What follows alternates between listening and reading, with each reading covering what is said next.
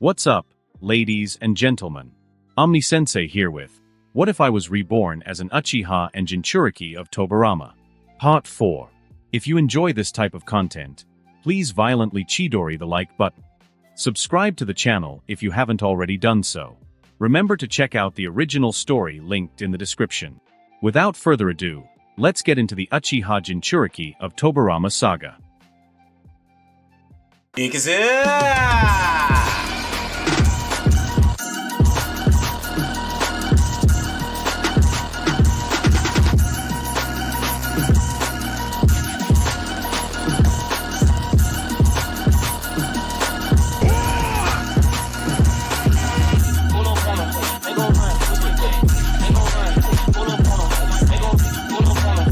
The tomo in Kazuki's eyes began to disappear, leaving only the red background of his eyes.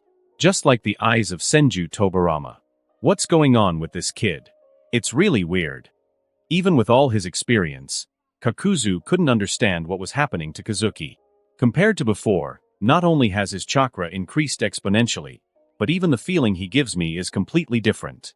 It's like they are two completely opposite people, but at the same time he feels strangely familiar. Kakuzu stared at the Uchiha clan emblem on the corner of Kazuki's torn clothes, but he just couldn't remember who Kazuki's chakra looked like at this moment. And Uchiha Madara, who was originally smiling, saw this sudden change, and his smile seemed to solidify, and froze stiffly on his face. Kakuzu might not be able to remember it for a while, but Uchiha Madara could recognize who Kazuki's chakra looked like at a glance. What the hell is going on? Uchiha Madara could no longer remain calm and looked at this scene in shock. Kazuki folded his arms, looked at Kakuzu indifferently, and slightly raised the index finger of his left hand. A powerful deep blue chakra roared and exploded from his body, unleashing winds so violent that they shattered the ground around him. Earth fragments flew like shuriken, slicing into Kakuzu's shoulder. Finally, the chakra that Kazuki had been rejecting had a chance to be unleashed. Ah! Kazuki let out a long breath and said slowly, "I'm sorry, Kakuzu. I wanted to fight you with my own strength, but my other chakra went out of control. I can still suppress it usually, but I'm a little weak now and it took the opportunity to go out of control. I hope you survive. If we have the chance to fight again, I promise it will be a fair fight." Kazuki smiled helplessly. "To be honest, I don't like this strange chakra. It doesn't belong to me. Sometimes it even interferes with my practice. I'm also very troubled." Kakuzu, who was looking at Kazuki, was stunned. How can you be frustrated about that? Kakuzu now doubts whether Kazuki is the Jinchuriki of a tailed beast or has some kind of monster similar to a tailed beast in his body. "Little brat, who disturbed your practice? I just commented on you occasionally." The voice of Senju Tobirama sounded. "My chakra belongs to you now. Don't waste time, let this bastard who attacked Tsuna feel my anger." Kazuki smiled slightly. He knew his words weren't directed at Kakuzu or Tobirama. Although Tobirama understood it as if Kazuki was arguing with him, which wasn't unusual at all. He was saying it so that Uchiha Madara would hear it. Kazuki was conveying a message. Although he had Senju Tobirama's chakra inside him, he didn't like it and rejected it. His true power came from Uchiha Izuna's chakra. Listening to Kazuki's words, Uchiha Madara's brain spun rapidly, and he seemed to understand something. Kazuki slowly raised his hands. Huge streams of water emerged from nowhere. Giant waves began to consume the valley. Kakuzu roared in despair. Facing the fury of that tsunami, he couldn't even maintain his position on the surface of the water with his chakra. He could only struggle to keep from being swept away by the currents. Kazuki stood on top of the wave, looking at Kakuzu with pity. He sighed. This time it wasn't a fair fight. The raging water continued to pound hard. Numerous waves rose into the sky, forming a ferocious red-eyed water dragon, which stared at Kakuzu full of murderous intent. Water release, water dragon biting explosion. The dragon pierced through Kakuzu, who was still resisting. The black lines of his technique were swallowed by the waves, and all resistance was useless before this overwhelming force. Moments later, Kakuzu lay on the ground, waiting for Kazuki to deliver the final blow. Meanwhile, Uchiha Madara finally understood Kazuki's words. And crazed he shouted, "Senju Tobirama, you despicable and filthy beast, get out of Kazuki's body." Uchiha Madara found the truth in the midst of his fury.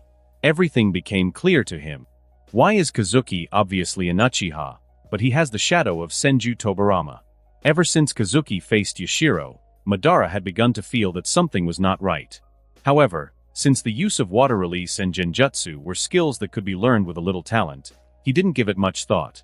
After all, Kazuki is the descendant of Uchiha Kagami, and it is normal for him to know some techniques of Senju Tobirama. But what Kazuki had muttered earlier, his chakra explosion and that water dragon technique, had allowed Uchiha Madara to identify a single truth. Kazuki was, without a doubt, the reincarnation of Uchiha Izuna. There was no doubt about it.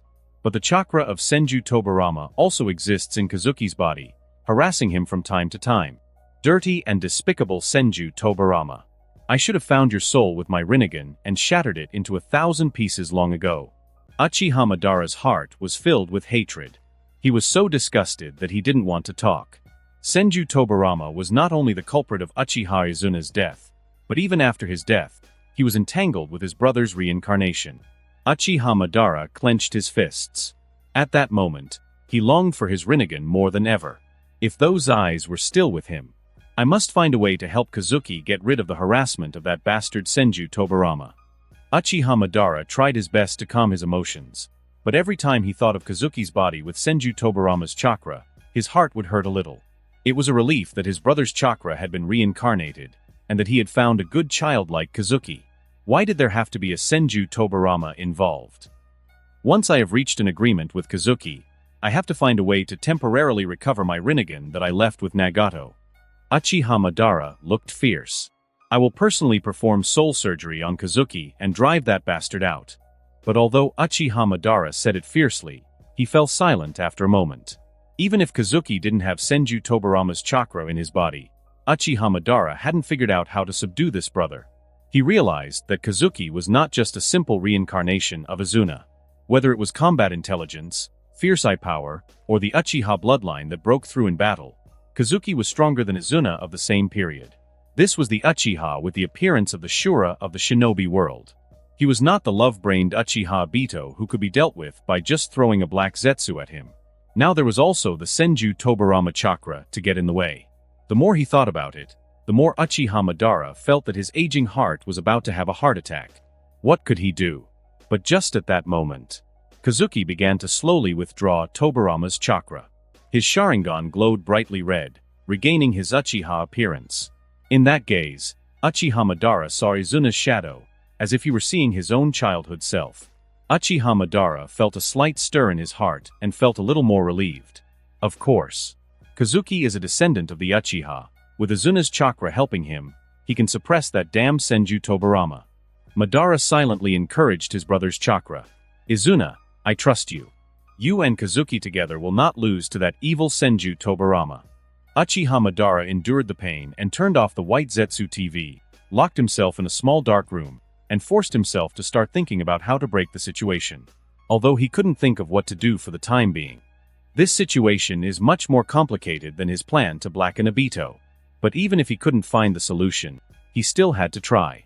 Kazuki's eyes were glowing a deep red, just what Uchiha Madara needed to see this display of perfect transformation. From the target Uchiha Madara, you get the call of Uchiha Madara. The call of Uchiha Madara, the Uchiha bloodline within you will begin to awaken rapidly and enter a period of explosion. TSK. As I thought, if I don't let those elders see something exciting, I won't get any decent gold coins. Uchiha Izuna's transformation into Senju Tobirama. This spectacle is unique in the shinobi world and is tailor-made for the Shura of the shinobi world. Kazuki exhaled in satisfaction, feeling his eye power automatically increase, and smiled. Senju Tobirama narrowed his eyes, his gaze filled with coldness. After his power was returned by Kazuki, he returned to his Uchiha form. Senju Tobirama keenly noticed that Kazuki's pupil power was inexplicably stronger than before. The demonic possession of Uchiha Izuna in Kazuki seems to have some hidden remnants, and this rising pupil power is proof of that. Senju Tobirama calmly analyzed the situation. After my chakra was injected into Kazuki, the boy has clearly broken free from the Uchiha's battle-crazed state. This means that my chakra can counter Uchiha Izuna's chakra. I understand, Kazuki is an Uchiha after all, and his compatibility with Uchiha Izuna's chakra is naturally better than mine.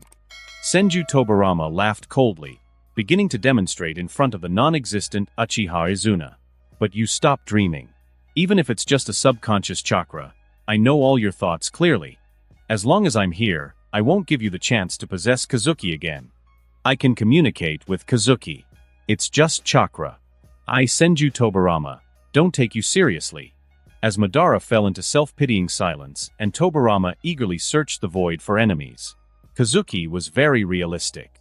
He ignored the two old men who couldn't explode gold coins for the time being. He slowly walked to Kakuzu's side and looked at his broken body. It was a pitiful scene. Two of his hearts had been pierced by Kazuki's sword attacks, one had exploded by his own ninjutsu, and the last had been pierced by the water dragon. Only a half-shattered heart remained, barely keeping Kakuzu alive. "Kill me," Kakuzu said in a neutral voice as he lay on the wet ground.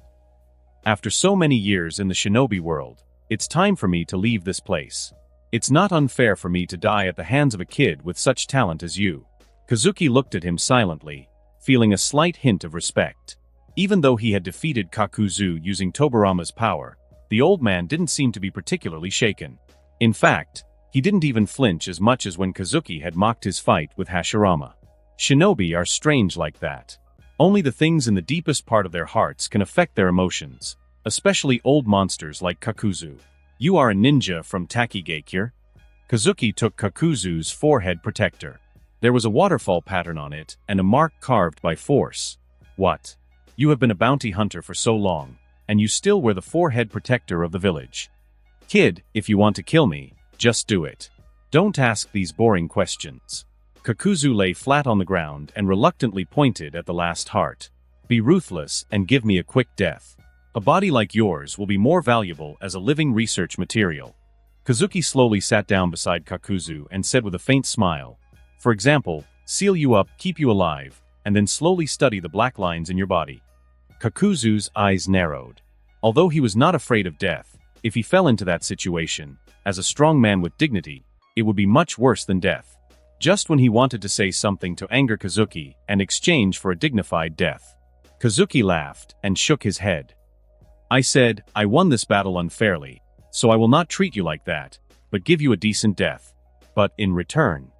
Kazuki raised a finger and said with a smile, "A small thing. I want you to do a small thing for me."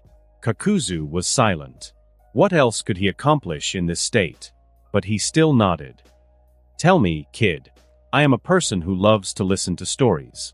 I want to know why you betrayed Takigakure, and why you have such strength, but are so obsessed with money."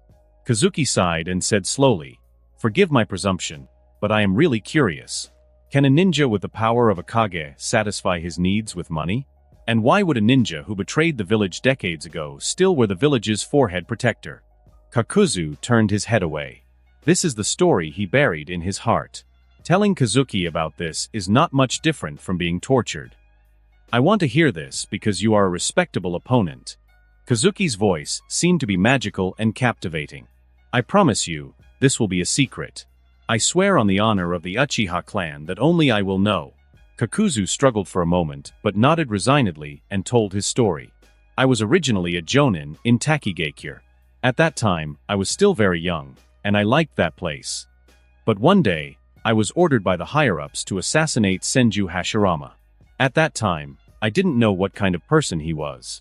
With his tolerance and mercy, I had a chance to escape, but I was locked up by the higher-ups and sentenced to death.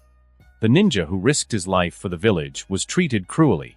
From then on, I knew that they just wanted to kill me, so I escaped from prison, seized the village's secret technique, and killed all the higher-ups. During that time, none of my former friends stood up for me, but I don't want to blame them. There has never been anything real in this shinobi world. Everything is fake." Kakuzu's voice became deeper and deeper, as if he had entered a state of last moments, and the emotion in his tone became stronger. "After becoming a bounty hunter, I gradually discovered the beauty of money. In this fake world, only money is the most real. Compared to those false promises and fetters, money can always be exchanged for the same amount of goods." Kazuki listened to Kakuzu's story silently and pondered. Kakuzu's experience reminded Kazuki of Hatake Sakumo. However, compared to Hatake Sakumo who committed suicide, Kakuzu is strong-willed and irritable. "Why, you don't think I'm a good person, do you?" Kakuzu grinned. Don't be disgusting, I don't need your pity. Kazuki shook his head slowly. I don't care whether you are a good person or a bad person. But I really don't want to kill you. Kazuki looked down at Kakuzu and said softly, let's do this. Tell me where you keep your money and work for me for 10 years. Consider that the price of your life. How about that? Kakuzu sneered. Sure enough, no matter how strong the kid is, he is still a kid, and he can say such poor words. It's even more immature than Tsunade. In Kakuzu's opinion, Kazuki has no reason not to kill him. This is just a routine used to squeeze out the last bit of his value before he dies. As long as he said it, Muramesa's blade would immediately pierce his heart. But in order to seek death, Kakuzu casually set a place where the gold was hidden, and then waited for his death peacefully. But to Kakuzu's surprise, Kazuki did not make a move but walked away. After a while, Kazuki brought the body of a bandit and put it in front of him. Although it may not meet your requirements, you can still use it for the time being. After all, the situation is urgent. Kakuzu was stunned. What does this mean? Are you really not going to kill him? Kid, do you know what you are doing? Kakuzu's eyes were cold. Are you going to humiliate me? Kazuki smiled helplessly and flicked the Takigekyur forehead protector in his hand. Do you really think I'm like the higher-ups of Takigekyur? Kazuki looked directly at Kakuzu, with clear sincerity in his eyes. I'm not playing with fire, nor am I unleashing a dangerous enemy. I'm reflecting on what you said. Is there really nothing real about this world? The current situation is that you want to kill me, but now the condition for me to forgive you is just to work for me for 10 years. My condition is not excessive, right? Kazuki looked directly at Kakuzu and said slowly, if you think this world is still real, then you should keep your words. If after today you repent, I have no problem having you as an enemy. But I will have confirmed the falsehood of the world, and that would be enough for me. Kakuzu's heart trembled. Did this strange Uchiha kid really listen to his story? Don't dawdle, Kakuzu. Tell me about your choice like a man.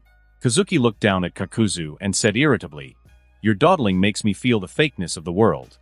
Kakuzu remained silent for a long moment before slowly answering. The contract is established. But only for 10 years. I will only work for you for 10 years.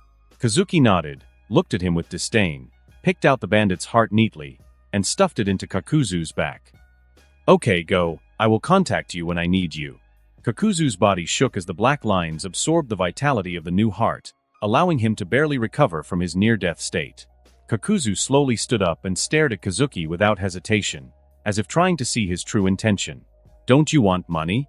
Tell me, how can I give you the money I saved? Kazuki waved his hand. Save it for me first. When I need it, I'll go to the bounty station to post a notice, and you'll know. Go, see you again in the future, my first worker. Little devil.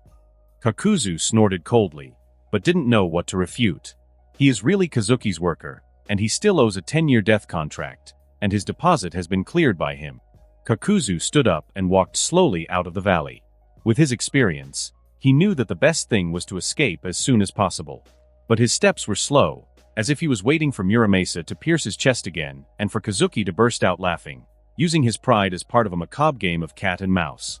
This was not that Kakuzu had paranoia, but that many shinobi were twisted in their hearts. However, that death never came. When he reached the exit of the valley, he couldn't help but look back. Kakuzu sat on the ground to rest, and noticed his gaze, and even waved goodbye to him. TSK. What a boring kid. 10 years later, I will find a way to kill you again. Kakuzu was angry in his heart, but still waved awkwardly at Kazuki. From the target Kakuzu, you get Earth Grudge Fear, Chakra Mimicry. Earth Grudge Fear, Chakra Mimicry. Your chakra can perform Earth Grudge Fear Mimicry, which can absorb the vitality and chakra of others, and perform complex surgical operations. You don't seem to be that sincere, Kakuzu-san.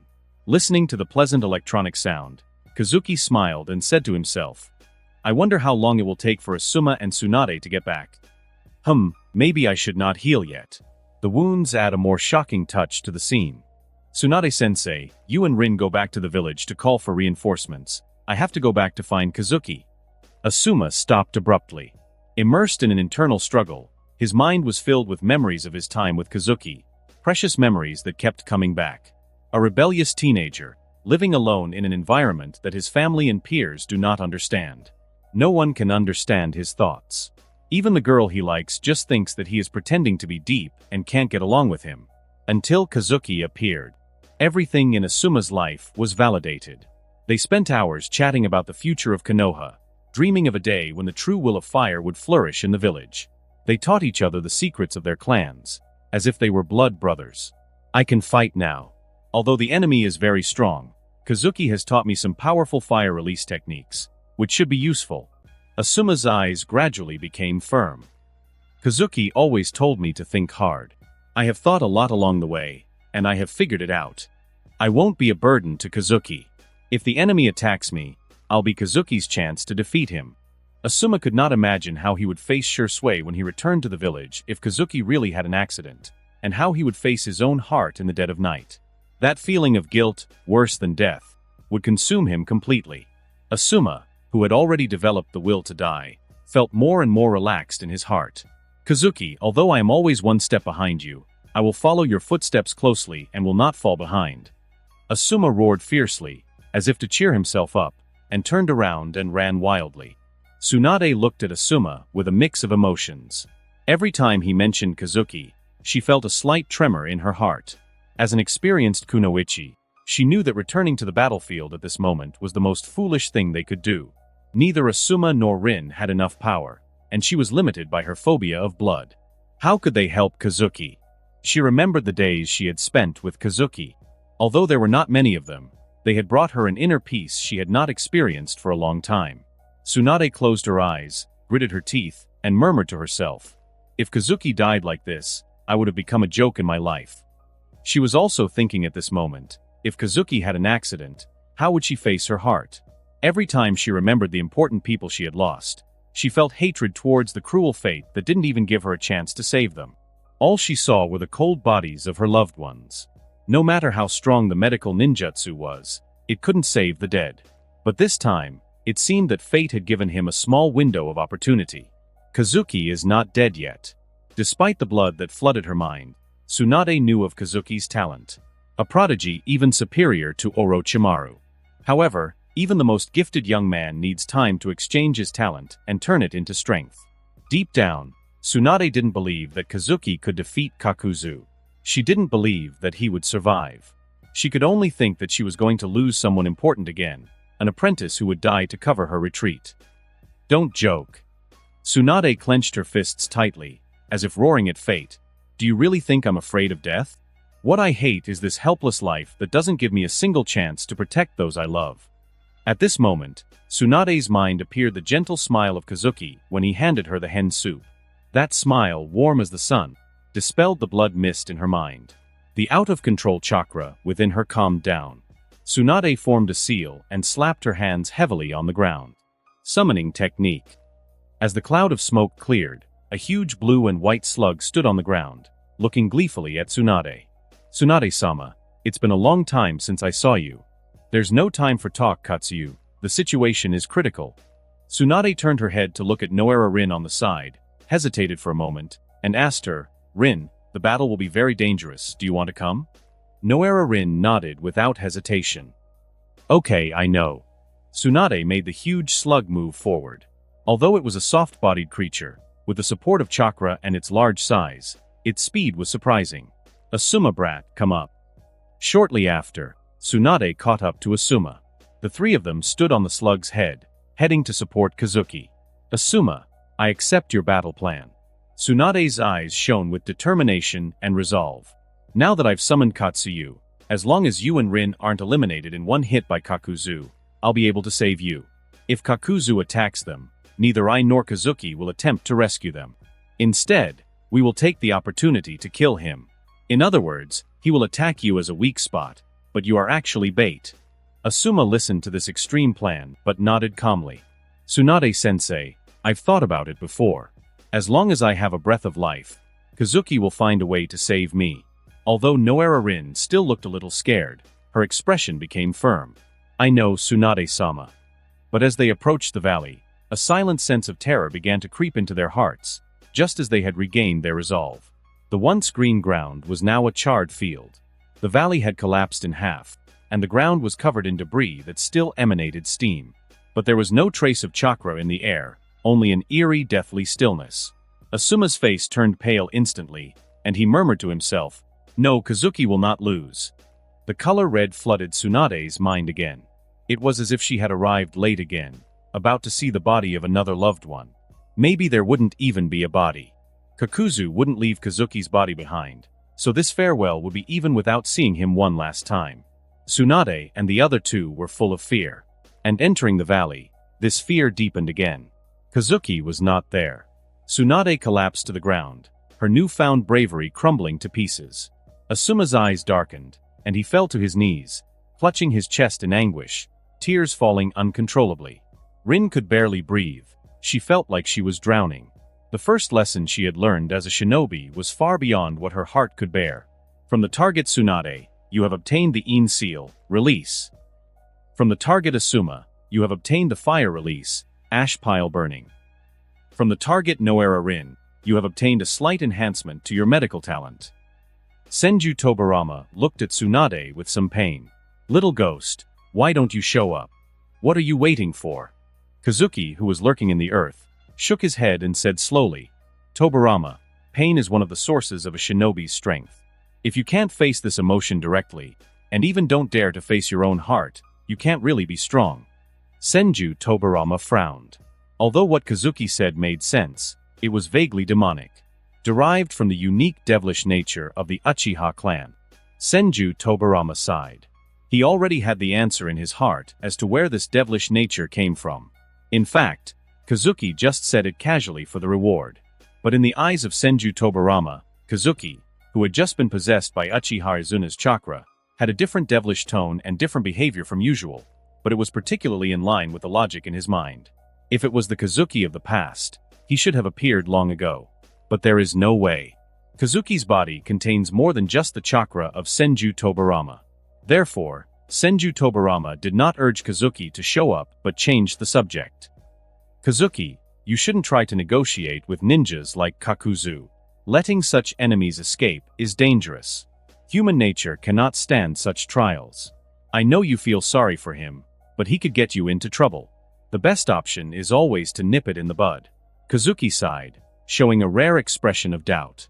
"Tobirama, I know what you mean, but I like his story very much, a story about the truth and falsehood of the world, which makes me not want to attack him. I love reading about world history, but the more I read, the falser it seems to me. It's as if an invisible hand has condemned this world to a tragic fate, preventing anyone from escaping. On this land, talented shinobi always appear, but they always appear in pairs. Peace seems to be not allowed in this world. All shinobi will always split into two groups in the end, choose their own leaders, and fight until a result is reached, but there will never be a result. Tobirama, I seem to feel that the 1,000-year-old shinobi world actually has no history, but just a repeated cycle. No one can escape this fate, whether it is you and me, or Uchiha Madara and Senju Hashirama. They are all part of the cycle." Senju Tobirama gradually frowned, even forgot about the heartbroken Tsunade, and began to think about what Kazuki said. This is a terrifying interpretation of history. But the more I thought about it, the more I began to agree with him. Take Uchiha Madara and Senju Hashirama, who he was most familiar with, for example. If one of them had been born 15 to 20 years later, the shinobi world might have really ushered in a period of peace that would last at least 100 years. The more he thought about Kazuki's words, Tobirama realized that the story seemed to be manipulated by an invisible hand. Every time a shinobi had the potential to bring peace and unity, he was inevitably faced with an opponent that could only be defeated by giving his life. And so, once they both fell, it all started again, and the cycle repeated itself. Is this reasonable? This seems unreasonable. Senju Tobirama gradually gained a deeper understanding of Kazuki. This young man from the Uchiha clan was not only the reincarnation of Uchiha Izuna's chakra, nor just his own, but above all, he was himself. Kazuki may be like Uchiha Izuna, or like him, but in the end, he is just like himself. Whether it is Uchiha Izuna or Senju Tobirama, they will not let Kakuzu go but will kill him immediately. And neither of them will think about the peace and falsehood of the shinobi world from history like Kazuki. Kazuki, you may think too much. Senju Tobirama seemed to want to persuade Kazuki, but he didn't know what to say at this moment. Kazuki shook his head and smiled helplessly. I know. I'm just thinking, If even this world is false, will there be peace in the shinobi world? Don't think about it, Tobirama. I just feel emotional. I will pay attention next time. I still need your power to fight Kakuzu, but I am talking about the truth and falsehood of the world, which is a bit ridiculous. Is it ridiculous? Senju Tobirama didn't think it was ridiculous. But Kazuki didn't seem to want to talk about this topic anymore and smiled. Let's go, it's time to give them a surprise. Senju Tobirama was silent, and at this moment, his mind began to turn. Is there really an invisible hand controlling the shinobi world? Was Kazuki's concern simple paranoia, or was there some truth in his words that history itself had failed to hide? Tsunade-sensei, why are you back? Kazuki slowly emerged from the ground, appearing next to Tsunade with a smile. Kakuzu left. I was evading him with earth-release ninjutsu and finally hid. Asuma listened to this familiar voice, raised his tearful eyes excitedly, and ran towards Kazuki in an instant. But it was Tsunade who was faster than him. Immersed in her bloody memories, she woke up from terror as if from a bad dream and hugged Kazuki with tremendous strength, as if letting go would mean losing him forever. Tears wet Kazuki's shoulders. The moment she thought Kazuki was dead, the darkest memories in her mind came flooding back with overwhelming brutality. And Kazuki's voice, like the sun, dispelled these horrible memories. Kazuki is like the end of her unfortunate life. Fate finally favored her once. Asuma looked at Tsunade in a daze. Tsunade-sensei, you are squeezing me too much. Kazuki patted Tsunade's shoulder, motioning her to loosen up a little. Tsunade, still smiling and happy to have recovered Kazuki, then noticed his injuries and with a quick but delicate gesture, took his arm. Tsunade-sensei, there's blood. Kazuki smiled apologetically. My chakra is a little exhausted. I'll do it myself in a while. Tsunade took a deep breath and said firmly, no, I'll do it. I'm your sensei and the strongest medical nin in Konoha. Tsunade mustered up the courage and looked directly at Kazuki's arm with burn marks. These are the wounds left by Kakuzu's self-destructive attack, and there are still some tiny cuts, and blood is still flowing. The blood on Kazuki's arm, although it makes Tsunade feel torn in her heart, seems to cover the blood that once made her tremble. Her mind remains clear all the time. Tsunade-sensei, are you okay? How about I do it? I'm already very proficient in the mystical palm technique that Kazuki taught me. Noera-rin slowly walked to Kazuki's side and said softly, no, I'll do it. Tsunade adapted to the blood-red color and focused on treating Kazuki's wounds. Her hands suddenly flashed with green fluorescence. Tsunade-sensei, are you no longer afraid of blood? Kazuki felt the relief on his arm and said with a smile, I knew you would definitely get better. Tsunade trembled slightly at those words. Had she really been cured? Perhaps she was just unconsciously ignoring that fear. But the warmth on Kazuki's skin gave her strength, and little by little, Tsunade felt the last shadow of that fear fade away. Senju Tobirama looked at this scene with relief. UCHIHA Izuna, I forgot to tell you. Senju Tobirama said leisurely, it's not 2 against 1, but 3 against 1. My granddaughter is Kazuki's master. So, I advise you to take care of yourself and get out of here. No one paid attention to Tobirama, but Senju Tobirama shrugged and smiled triumphantly. Kazuki, this is what my grandfather left for me. I give it to you as a talisman. After Tsunade carefully treated Kazuki's wound, she took off a necklace with green light and slowly put it on Kazuki. I once gave it to the most important person to me. I hope it brings you good luck. So that means I'm the most important person to you now, sensei? Kazuki blinked and asked in a teasing tone. Don't flatter yourself. You're just a brat who talks without thinking and always tries to act brave.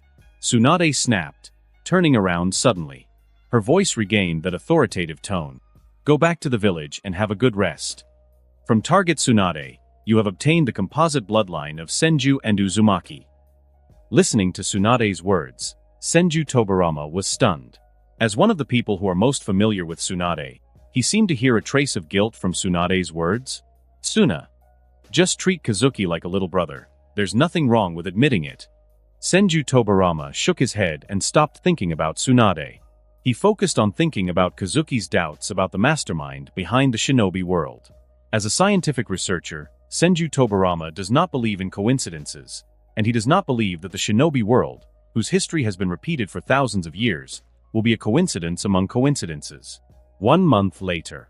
at the ancestral residence of the Senju clan. This large venue, which used to house only one woman, was now full of important figures. Konoha's top brass, along with several shinobi loyal to the Hokage line, had gathered here. Sarutobi Hiruzen sat on a small cushion, his posture impeccable and solemn. Beside him was Shimura Danzo, the assistant Hokage who had just been released from house arrest and restored to his original position, as well as Konoha advisors Mitokado Hamura and Utatane Koharu. In a row further back were Jiraiya, Tsunade, and Orochimaru.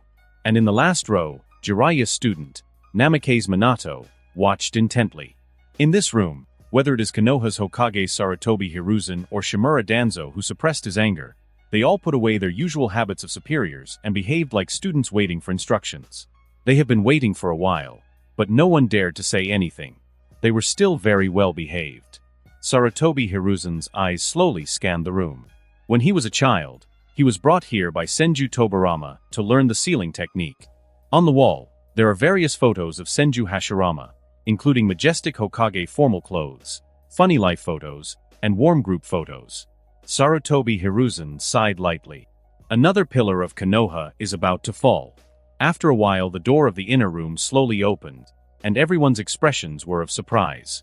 The old Mito took Kushina's hand, walked slowly to the front of the crowd, and sat down.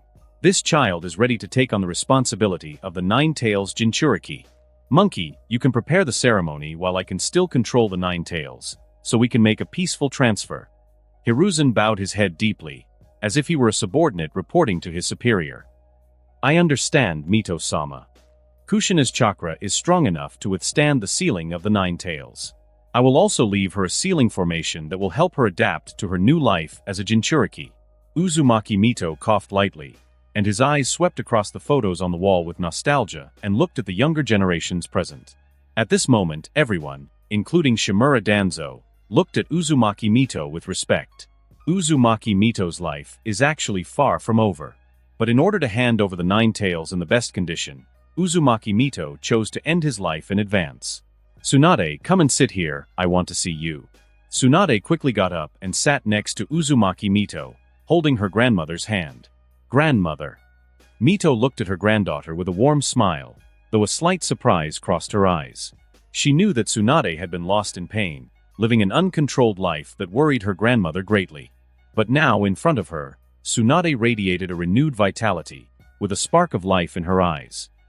Little Tsuna, it seems you have overcome your difficulties. You are a worthy granddaughter of your grandfather. Uzumaki Mito said happily. Tsunade's well-being was one of the few things that still worried her. Tsunade smiled, raised a thumb, and said playfully, You're the one who holds me up, Grandma. And unlike my grandfather, who loved gambling, I'm stronger, just like you.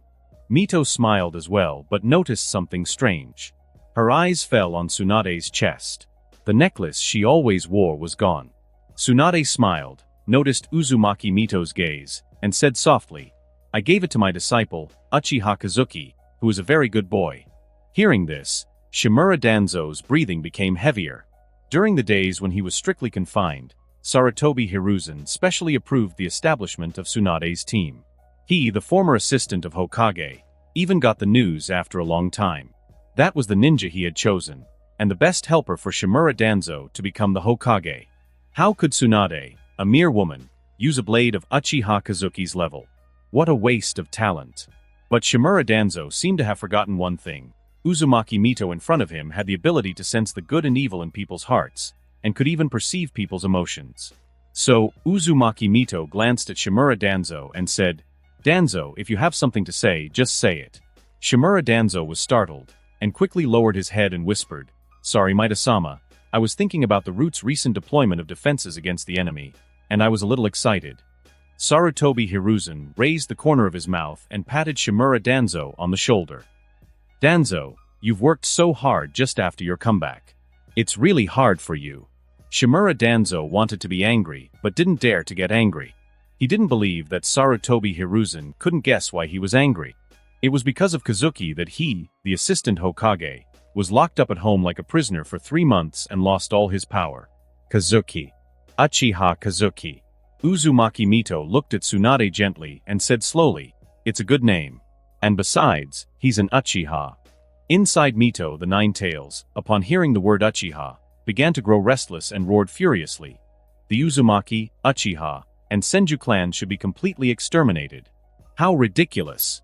The necklace of Senju Hashirama was given to the Uchiha kid by your unlucky granddaughter. Although the Nine Tails was chained, its mouth was not, and it continued to curse, Uzumaki Mito.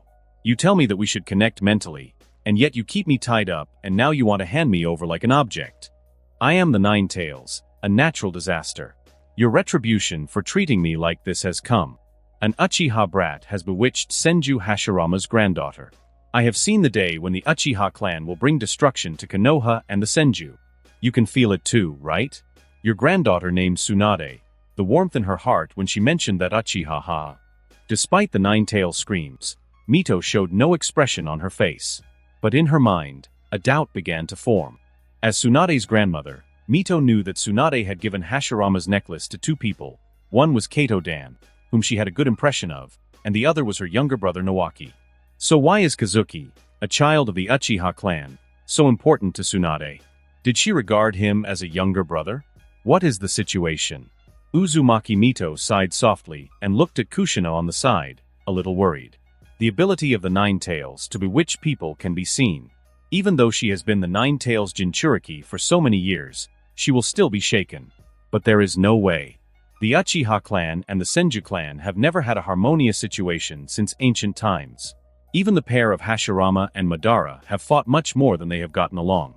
Tsunade's behavior of giving the necklace to Kazuki made it difficult for Uzumaki Mito not to think too much. The Uchiha clan is not all reckless. There are also some who can deceive people, such as the former Uchiha Izuna.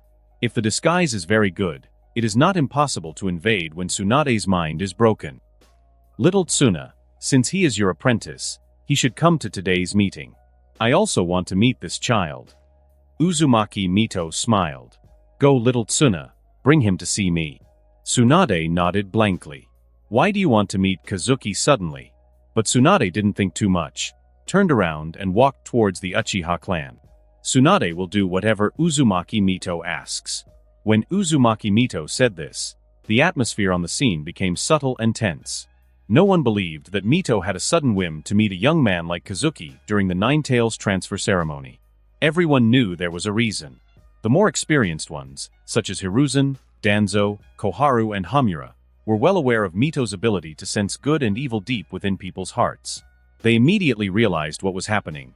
Mito wanted to test Uchiha Kazuki. Danzo curled his lips into a malicious smile, feeling an inner glee. As expected of Maita-sama. Just by hearing the name of an Uchiha, she's already on guard. I have long seen that the brat is not right, only the group of idiots around Hiruzen can't see it. Whether it is Tsunade or his stupid son, they have been fooled by the brat, only I am sober. Danzo's thoughts continued to diverge. As long as that brat is a little bit wrong, even if it's just the emotion caused by nervousness, I can use it as material to attack Hiruzen and Uchiha in the future. Shimura Danzo didn't believe it. Even he would be nervous in such an environment. Kazuki is just an Uchiha brat. When he meets these top figures of Konoha and the legendary Uzumaki Mito, can he still remain calm? He doesn't believe it. As long as Kazuki makes any mistakes, after Uzumaki Mito dies, this will be the moral high ground in Shimura Danzo's hands. Sarutobi Hiruzen is not good at judging people. Tsunade is not good at using people.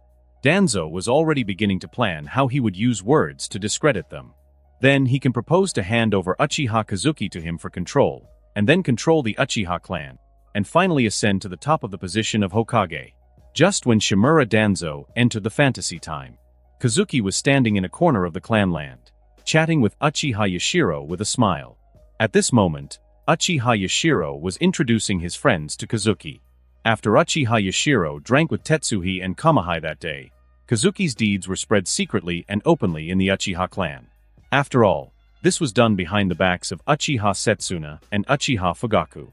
Uchiha Setsuna's malice towards Kazuki is well known in the Uchiha clan, and Uchiha Fugaku, as the clan leader, is very close to Uchiha Setsuna, and his attitude can also be seen. But the problem is, secrets are something that when you tell someone and allow him to tell others conditionally, sooner or later everyone will know. The three Tomo of the Uchiha clan who are present now are probably in this situation. Everyone knows that Yashiro was beaten. but they think that only they and the person they told know. These are some of the closest members of the clan. Although you may not have interacted with them much, they have long had a great admiration for you. Yashiro said, winking at Kazuki as if to say, they're all on our side. Isn't it great what I've achieved? Kazuki gave him a subtle look to show encouragement, and then politely greeted everyone. It's a pleasure to meet each and every one of you.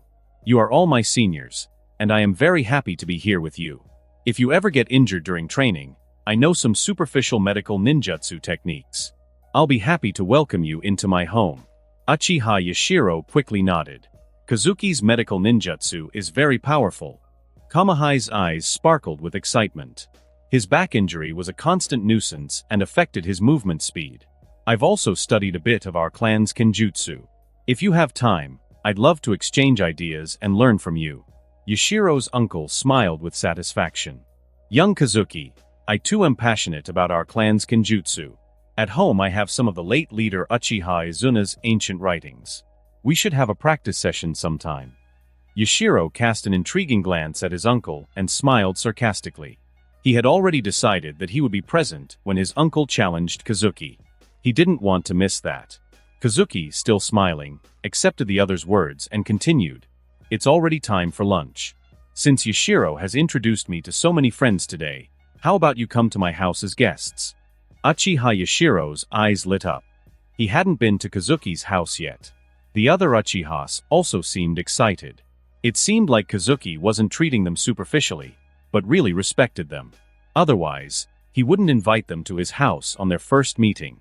There must have been something important to tell them, something that would only be discussed behind closed doors. Kazuki boy, today I have only one request. I want to eat beef. Kazuki, I may have to trouble you again later. I want to see my waist. For a while, the scene was very lively. Everyone surrounded Kazuki in the middle and talked and laughed. The curious thing was that, although the group was composed of members of the Falcons, Doves, and Neutrals of the Uchiha clan, at that moment, their eyes were only on Kazuki, who was smiling peacefully. Just as the Uchiha around Kazuki prepared to leave together, a man slowly emerged from the shadows, watching Kazuki with a sharp gaze. A meeting? May I join? The man said in a calm voice. This man is the current patriarch of the Uchiha clan, Uchiha Fugaku. Uchiha Yashiro narrowed his eyes, quietly blocked in front of Kazuki, and squeezed out a smile. Patriarch Fugaku, eavesdropping on other people's conversations is not a good habit. Uchiha Fugaku snorted coldly. I'm just passing by, and you are too noisy. Uchiha Fugaku looked at Kazuki across the crowd, with mixed feelings in his heart. As the clan leader, he wanted Kazuki to be connected with the Konoha high-level officials, but he didn't want to be bypassed. Uchiha Fugaku also wanted to participate in the high-level decision-making. After all, he was the clan leader of the Uchiha clan. Why didn't the clan members report their actions to him as the clan leader? Otherwise, what was the point of him being the clan leader? He couldn't even grasp the direction of the clan. Uchiha Fugaku didn't like the feeling that his power was not solid enough and was gradually slipping away. He didn't have any substantial dislike for Kazuki, but Kazuki's existence touched his interests, which was enough to make Uchiha Fugaku alert. Kazuki glanced at Uchiha Fugaku. He didn't have a good impression of this man. What else can a clan leader say when he lets his son slaughter his clan members without taking action? Those who trusted him, who followed him, did they do so only to end up being killed by Itachi? That indecision, that changing nature, was difficult to tolerate. Just as Kazuki was about to open his mouth to confront Fugaku, Tsunade appeared running with the force of a storm, completely ignoring the surprise of the Uchiha around her. Uchiha Yashiro blinked. What were the clan guards doing? Did they just let an outsider in? Kazuki, follow me, someone wants to see you. Ignoring Kazuki's disapproving look, Tsunade forcefully ruffled his black hair and inspected it from top to bottom. You're fine like this, there's no need to change. Tsunade, I, the clan leader, have something important to discuss with Kazuki. It would be better if it were another time. Uchiha Fugaku said with a stern face. Our Uchiha clan will hold a clan meeting tonight. Tsunade sneered and turned back, looking at Uchiha Fugaku. She was not familiar with this person, but in just a moment, Tsunade also understood what Uchiha Fugaku wanted to do. This is to show Kazuki his power. Uchiha Fugaku, do you know who wants to see Kazuki? Tsunade sneered and looked at Uchiha Fugaku with a playful look, with a very straightforward provocation in her eyes. Uchiha Fugaku looked around at his clan members, and his heart sank. Although he was reluctant to offend Tsunade, if he retreated at this time, his prestige as the clan leader would be ruined. No matter who it is, Uchiha Kazuki is from the Uchiha clan, and it is necessary to attend the clan meeting. Uchiha Fugaku waved his hand majestically. Don't Tsunade-sama, who was born in the Senju clan, understand this truth? Oh, it's my grandmother Uzumaki Mito who wants to see Kazuki. Tsunade looked at Uchiha Fugaku's instantly stiff smile, and said with a smile, Clan leader Fugaku, do you agree? Uchiha Fugaku froze in place. Even if it was Sarutobi Hiruzen, Uchiha Fugaku could find a way to argue a few words, so as not to make the scene so ugly. But if it was Uzumaki Mito, Uchiha Fugaku didn't even want to argue. Uchiha Fugaku awkwardly forced out a smile and quickly turned and left. He wanted to snort but swallowed it back when it reached his throat. Excuse me everyone, there is an important matter I have to attend to, Kazuki said, with the same kind expression as always. I'm leaving now senpai, but if you ever need anything, don't hesitate to look for me at home. The Uchiha nodded repeatedly. They knew that Kazuki might be saying polite words at this moment, but after Tsunade mentioned Uzumaki Mito, it sounded more pleasant. Look at Kazuki, gentle and polite, not arrogant or impatient. Looking back at Uchiha Fugaku, it can only be said that it is not easy to evaluate him. Uchiha Yashiro stared at Kazuki's back and laughed.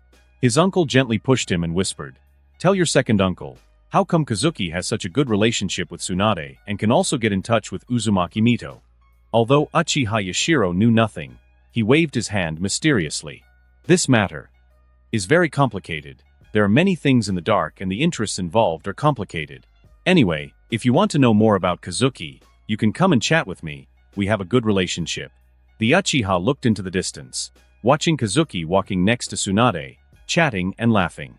Looking at Uchiha Yashiro standing with his hands behind his back, everyone was jealous for a moment, and everyone who knew the inside story cursed in their minds.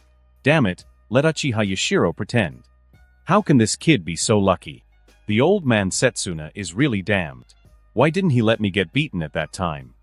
And in Kazuki's body, Senju Tobirama said in a deep voice, Kazuki, accept my power, this matter is not simple. What's wrong, Tobirama? Although Kazuki had a vague understanding, he still said in a puzzled tone, You're not telling me to fight her using your power, are you? Aside from the fact that she's already an old lady, do you really think I could beat her? How could a brother-in-law like you ask me for something like that? Little boy, calm down. Huh? As expected, you can't beat her, hee. Kazuki raised his eyebrows and whistled funny. Who told you that? Although it's true that my sister-in-law's sensory ninjutsu and adamantine sealing chains are difficult to deal with, and her amount of chakra is incredible, with my flying thunder god technique and using all my forbidden techniques, it's not like I don't have a chance. Senju Tobirama was very stubborn. As for Nine Tails, well, I won't lose anyway, I have the flying thunder god technique. Kazuki tutade. Senju Tobirama suddenly came to his senses and rolled his eyes in annoyance. Not only did this kid start talking nonsense again, but even his wise and calm thinking was led astray, and he began to argue with Kazuki about who was stronger between him and Uzumaki Mito. In fact, Senju Tobirama had always thought that this kind of question was very childish. What adult would argue about this?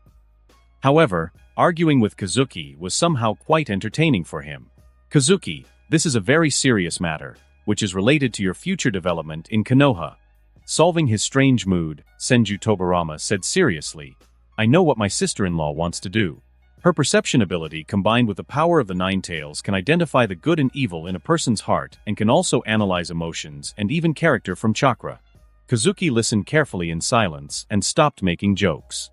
What Senju Tobirama said was probably the mind's eye of the Kagura, the strongest perception ninjutsu in the shinobi world, which comes from the characteristic lineage of the Uzumaki clan. Moreover, Uzumaki Mito can also control the Nine Tails ability to perceive good and evil. During my tenure, I always asked my sister-in-law to use her skills to evaluate selected higher-ups, weed out potential traitors, and conduct periodic spy cleanups within the village. Tobirama explained matter-of-factly, showing how familiar he was with Mito's abilities. He had used that power to perfection, applying it to all aspects of life in Konoha. Tobirama, you use ninjutsu to check people's hearts? Doesn't the will of fire say that we should trust our companions? Kazuki seemed to have discovered a blind spot and said in surprise, Sarutobi Hiruzen, Shimura Danzo and others, have you let Uzumaki Mito test them a long time ago? So in fact, the successor to Hokage has been decided a long time ago, right? To Kazuki's surprise, Senju Tobirama did not deny it, but simply admitted it. You are right, Kazuki, not only Monkey and others, but also the ninjas in the ANBU. I asked my sister-in-law to take action. Kid, the will of fire is just the content in the book, and in order to make the village run more stably, any means can be used as long as necessary. Remember, Kazuki, this is also part of the will of fire. The tone of Senju Tobirama's earnest teaching made Kazuki feel a little unnatural. Kazuki had a strange sense of déjà vu, as if Senju Tobirama was like an old emperor in the feudal era, teaching him, the prince, the art of ruling the country. Senju Tobirama cleared his throat and finally got to the point. In short, you must understand that Mito is going to try to test you. Kazuki blinked, and at this moment, he realized what Senju Tobirama was worried about. Old man, you don't really think I have Uchiha Izuna's chakra, do you? Although I really want it, I, Kazuki, really don't have that thing. Tobirama, if you miss him so much, why don't you find a way to give him to me? I, Kazuki, would gladly accept it. Although Kazuki understood what Tobirama was worried about, he still pretended to frown and then refused to accept Tobirama's chakra. So what? I, Uchiha Kazuki, am open and honest in my life and work, and there is nothing shameful about it. Could it be that Uzumaki Mito discriminates against the Uchiha bloodline? Senju Tobirama's face froze, and he didn't know how to talk to Kazuki for a while. How powerful is the sister-in-law's perception ability? Although Kazuki is indeed a good child, the sister-in-law doesn't know about it. If she sensed the dirty and filthy chakra of Uchiha Izuna, wouldn't Kazuki be finished? When Senju Tobirama was in power, he would ask Uzumaki Mito's opinion on major matters. Now is the era when Sarutobi Hiruzen is the Hokage. If Uzumaki Mito decides that Kazuki is a problematic Uchiha, no matter how intense and pure Kazuki's will of fire is, there will be no platform for it to bloom. If you are told that you can't do it, then you really can't do it, even if you can. The value of the Konoha Grand Empress Dowager is so high. Anyway, I am doing this for your own good. This is all for the will of fire, understand? Tobirama said, not accepting a reply. As I told you before, do not reject the power of the Hokage, or you will prove that you do not have the will of fire. Instead of letting Kazuki know that in his body, in addition to himself, there is also Uchiha Izuna's chakra. Senju Tobirama used the will of fire again very flexibly. Hearing this, Kazuki suppressed his smile and said helplessly, Okay, you are the Hokage. I, a poor Konoha genin, will listen to your orders, and I will do whatever you say. That's right, kid, how can I harm you? Senju Tobirama smiled proudly, very satisfied with Kazuki's reaction. This man is really weird. Kazuki still clearly remembered that when Senju Tobirama found that he could bear his power, he specially found a time to talk to him, with a fierce and vigilant look. Now, however, Tobirama insisted on giving him his power, even using the will of fire as a pretext. At that moment, Tobirama's power once again flowed into Kazuki. Under the precise control of the master of forbidden techniques, his power enveloped every corner of Kazuki's body, ensuring that none of Mito's sensory techniques could discover anything unwanted. The power of Senju Tobirama is like an armor, tightly covering Kazuki's body. If Kazuki really has Uchiha Izuna's chakra in his body, Uzumaki Mito might not be able to sense it. It can only be said that even if Uzumaki Mito's perception ability is strong, how could she think that her opponent is her brother-in-law? Things in the shinobi world are sometimes so unpredictable. We're here, Kazuki. Don't be nervous. Tsunade let go of Kazuki's hand and said with a smile, Don't worry, Grandma Mito is very kind. Even if the old man and Danzo are there, no one will dare to criticize you in front of her. Along the way, because Kazuki was talking to Tobirama, his pace was a little slow. Tsunade directly grabbed Kazuki's hand and ran. However, no one cared about this. Kazuki didn't care, Tsunade didn't care, and even Senju Tobirama didn't bother to pay attention. This master of forbidden techniques seemed to think it was interesting to fight against Uzumaki Mito once. He was very interested in fine-tuning his power in Kazuki's body, trying to respond to his sister-in-law's perception with the most perfect defense. Don't worry, Tsunade-sensei. I too am looking forward to meeting the legendary kunoichi, Mito-sama. Kazuki and Tsunade walked side by side and walked calmly into the Senju ancestral home. But the moment they entered, all eyes fell on Kazuki.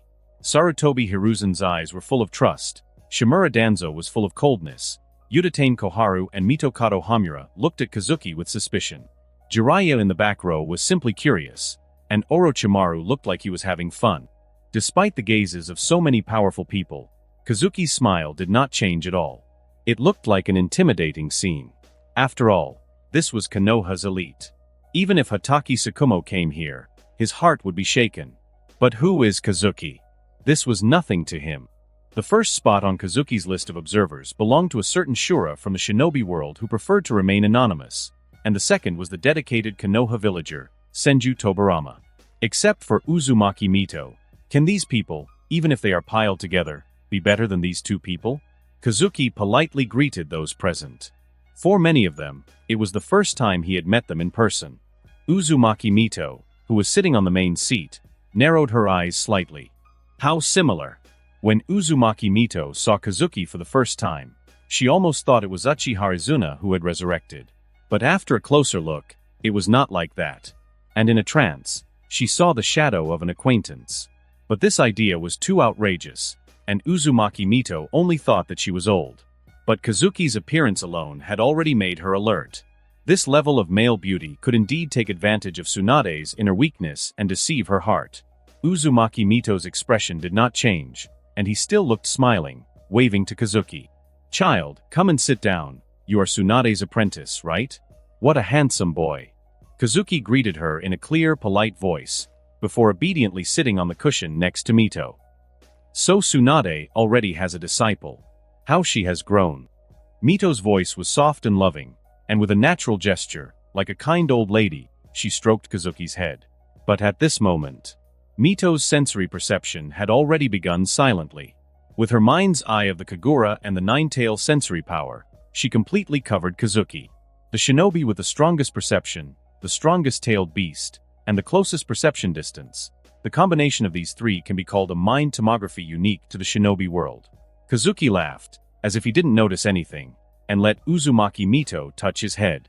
After a few breaths, Uzumaki Mito, who always had a calm expression, suddenly widened her narrowed eyes to the maximum. And the nine tails in her body was completely crazy at this moment. Tobirama. Uchiha Madara. Uzumaki Mito is detected to have intense curiosity towards the host, linking her as a target. It is detected that the nine tails had a strong hatred towards the host, linking it as a target.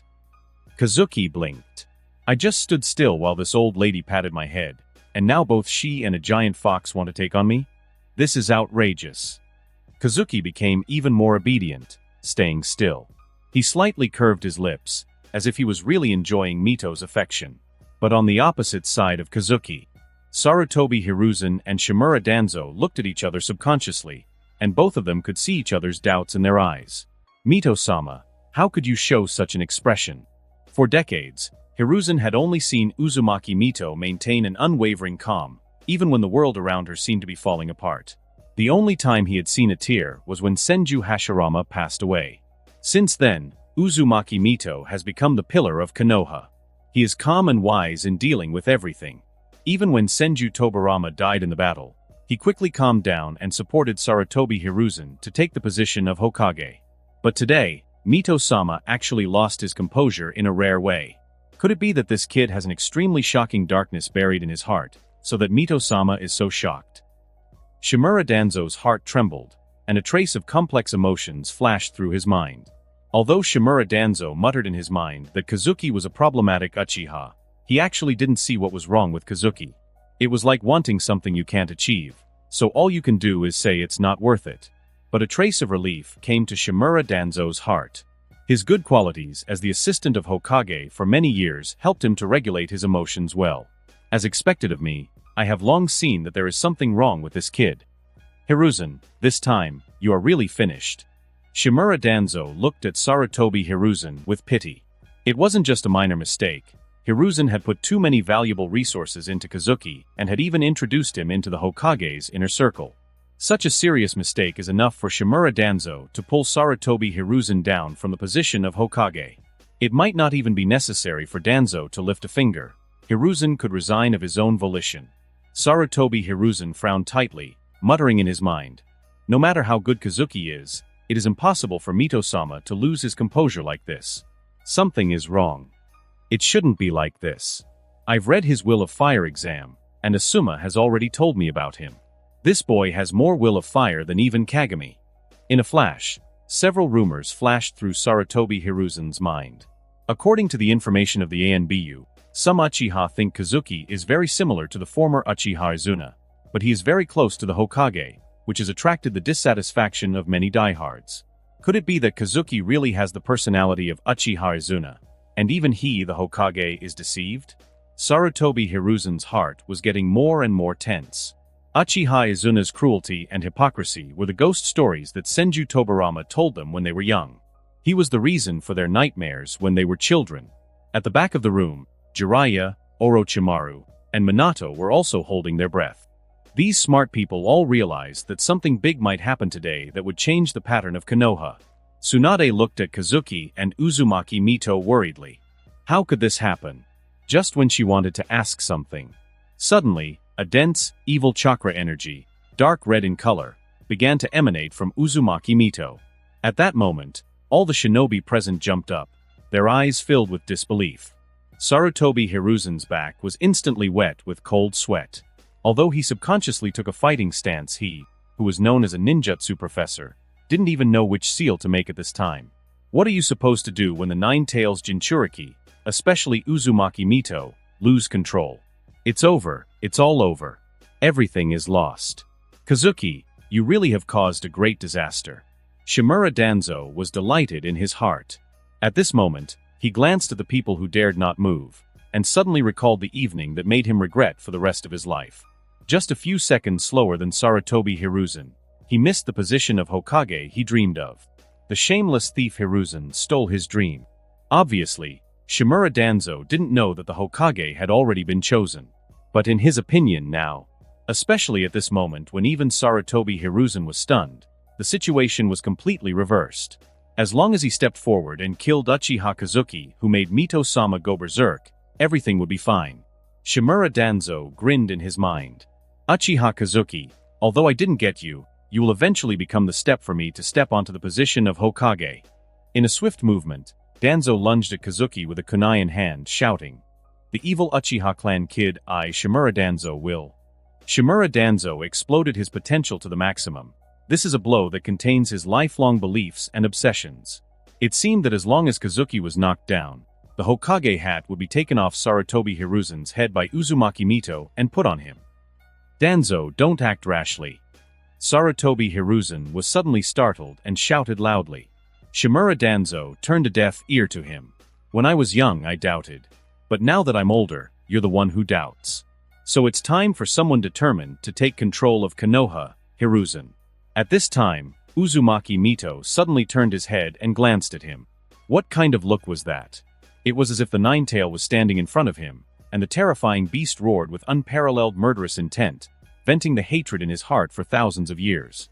This is the out-of-control Mito-sama, plus the power of the Nine-Tail. I will die if I get too close, right? Shimura Danzo began to hesitate again, and his movements became slow. Before he could make up his mind, countless thick dark golden chains burst out from Uzumaki Mito's body, tightly tying up Danzo, who was sprinting with a kunai. Immediately, Mito's eyes regained clarity, and the Nine-Tails chakra that had escaped from her body returned to her body. "Danzo, do you think I can't control the Nine-Tails? That's right, I'm an old woman, and it's normal that I'm not trusted by the younger generation." Mito looked at Danzo lying on the ground and said with a faint smile. However, her tone inexplicably emanated a coldness that made the hearts of everyone present tremble. At this moment, although the chains binding Danzo had been removed by Mito, he still seemed to be trapped inside. Had I made another mistake? Shouldn't I have been so decisive? "I'm fine. Everyone, sit down." Uzumaki Mito waved his hand, signaling everyone present to calm down, glanced at Shimura Danzo, and said slowly, Danzo, go back to your seat. As the assistant of Konoha's Hokage, you must think before doing anything. If you are so impatient, you will cause trouble to the village. You should learn more from the monkey. Shimura Danzo lowered his head, not daring to look directly into Uzumaki Mito's eyes, but his nails had already dug into his palm, using this physical pain to relieve the pain in his heart, the pain that penetrated his bones. Why? Why, if I was determined, did they reject me? Hiruzen was stunned. What should he learn from him? Sarutobi Hiruzen quickly adjusted his mentality and smiled gently. Mito-sama, you are too kind, but as a junior I have always believed in your strength. At this moment, although Sarutobi Hiruzen said nice things, he was extremely grateful in his heart. Fortunately, he was stunned and didn't even make a seal. Otherwise, wouldn't it also express his distrust of Mito-sama? Mito laughed and nodded towards Hiruzen. I'm getting older. I'm not the same as before. But, as always, Mono, you can still speak well, just like when you were a child. Deep down, though, she found the praise comforting.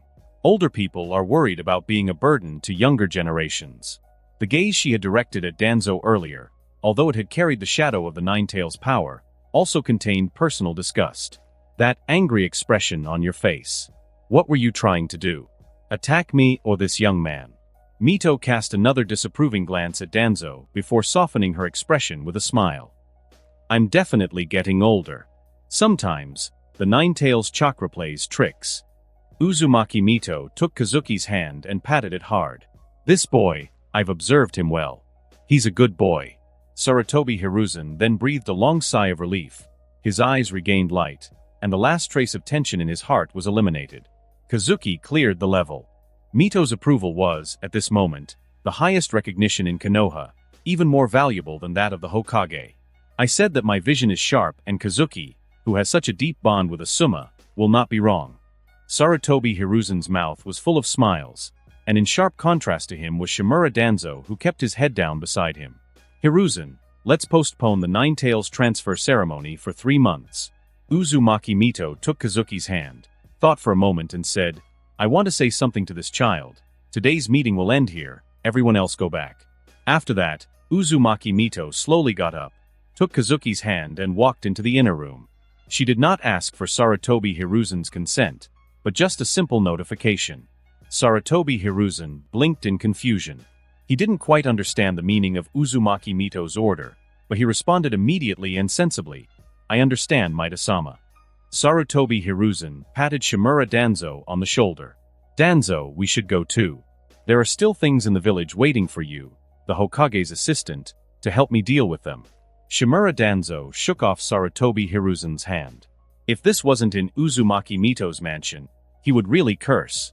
Dog Hiruzen, you're taking advantage of me, right? That's enough.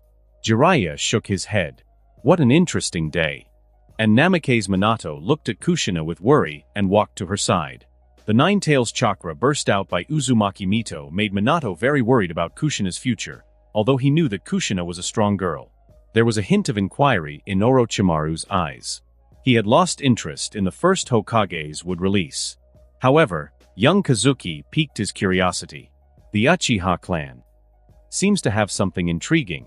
And at this moment, inside Uzumaki Mito's body, the Nine-Tails was like a maniac, like a rabid dog, roaring ferociously. This brat is Uchiha Madara. He is the reincarnation of Uchiha Madara. I will never make a mistake. I will never make a mistake about this feeling. Uzumaki Mito, you believe me? Kill him, kill him, kill him, kill him. I'm not fooling you, believe me. That boy has to be related to Madara, either his reincarnation or his son. The Nine-Tails screamed furiously, but Mito looked at him as if she was watching a show, with an expression of amusement. Nine-Tails, we've spent decades together, and you've always tried to corrupt my heart. Several times you almost succeeded. But as your opponent, I have to say that your lies are getting worse and worse. However, what you said today really made me laugh. As she spoke, Mito began to laugh heartily. There was no trace of sarcasm in her laughter, just genuine amusement, as if she had heard the best joke of her life. If you want to deceive people, you should find a better reason.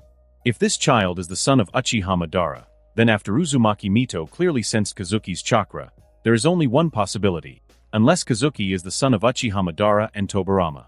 If this is the case, Tobirama, you are playing too big.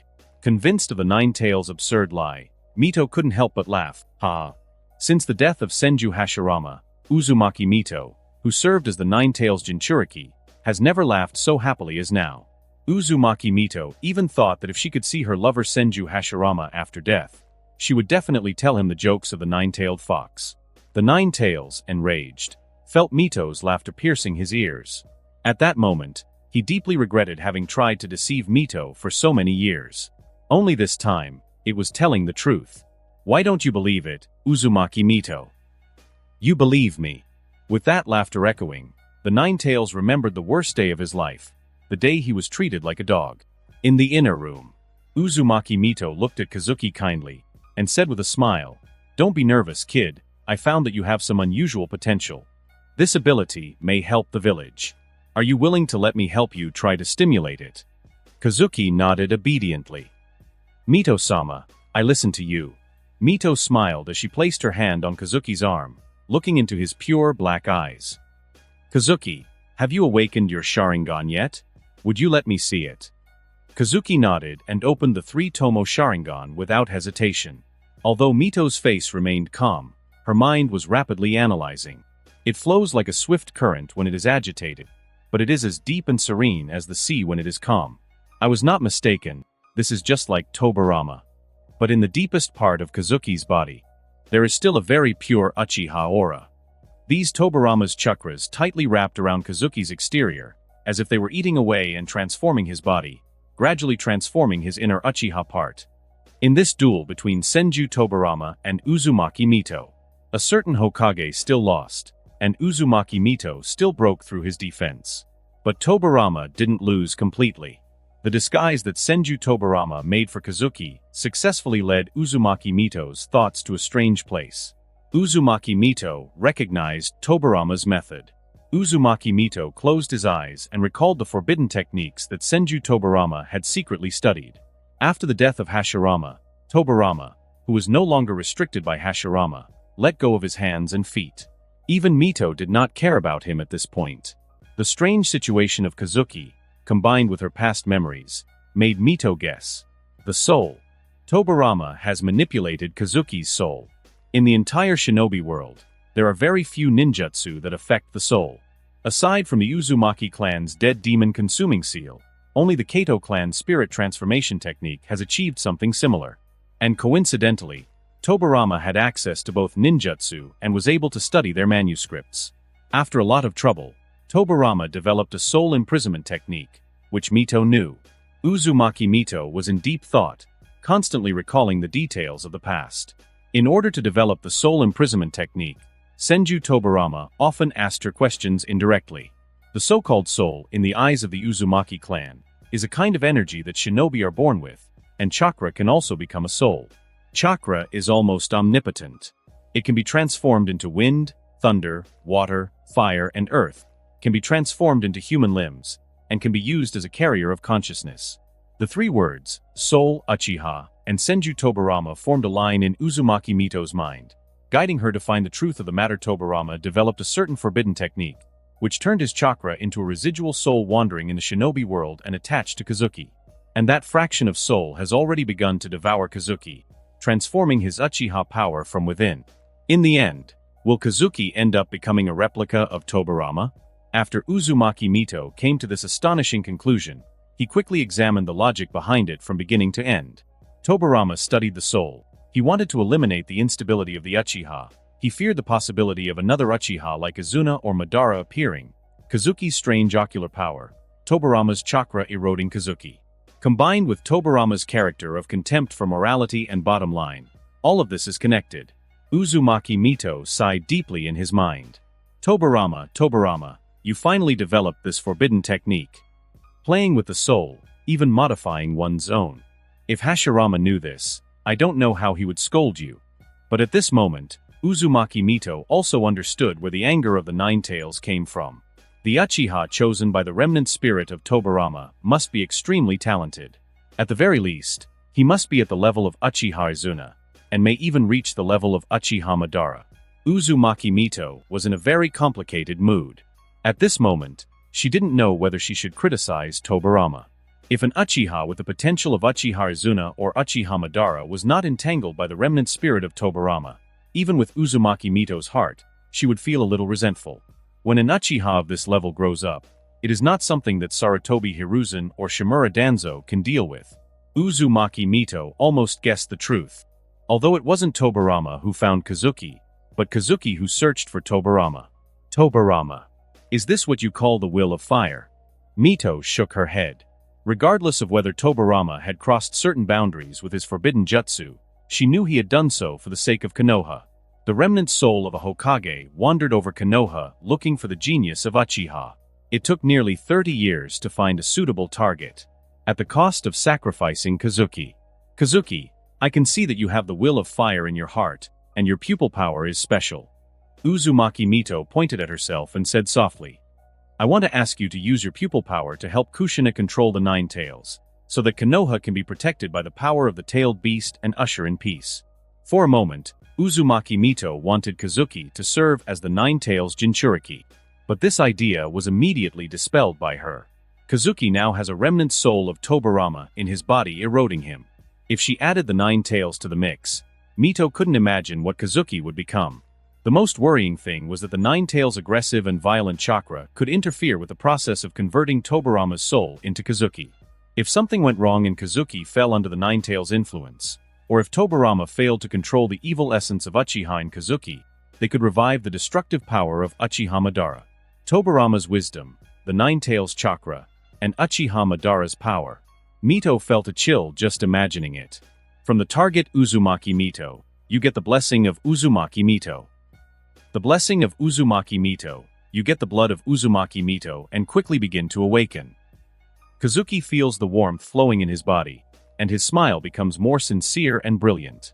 Finally, in addition to the support of the old man, there is also an old lady who pays for Kazuki. Kazuki's path to becoming the greatest influencer in the shinobi world now had a third sponsor, Uzumaki Mito. Uzumaki Mito's main feature is his generosity. He surpassed Shursui, Uchiha Obito, Might Dai, Kakuzu, Kakashi and others in one breath and jumped to the third place on the list. Uzumaki Mito slowly held Kazuki's hand, and his chakra connected Kazuki and her inner world. Uzumaki Mito's heart moved. Before leading Kazuki to see the Nine Tails, could she try to find Tobirama in Kazuki's body? Perhaps, she could help Tobirama's chakra awaken consciousness. Senju Tobirama also realized this and was immediately happy. In this way, misunderstandings and suspicions would not exist. Senju Tobirama was confident that he could explain the whole story to Uzumaki Mito.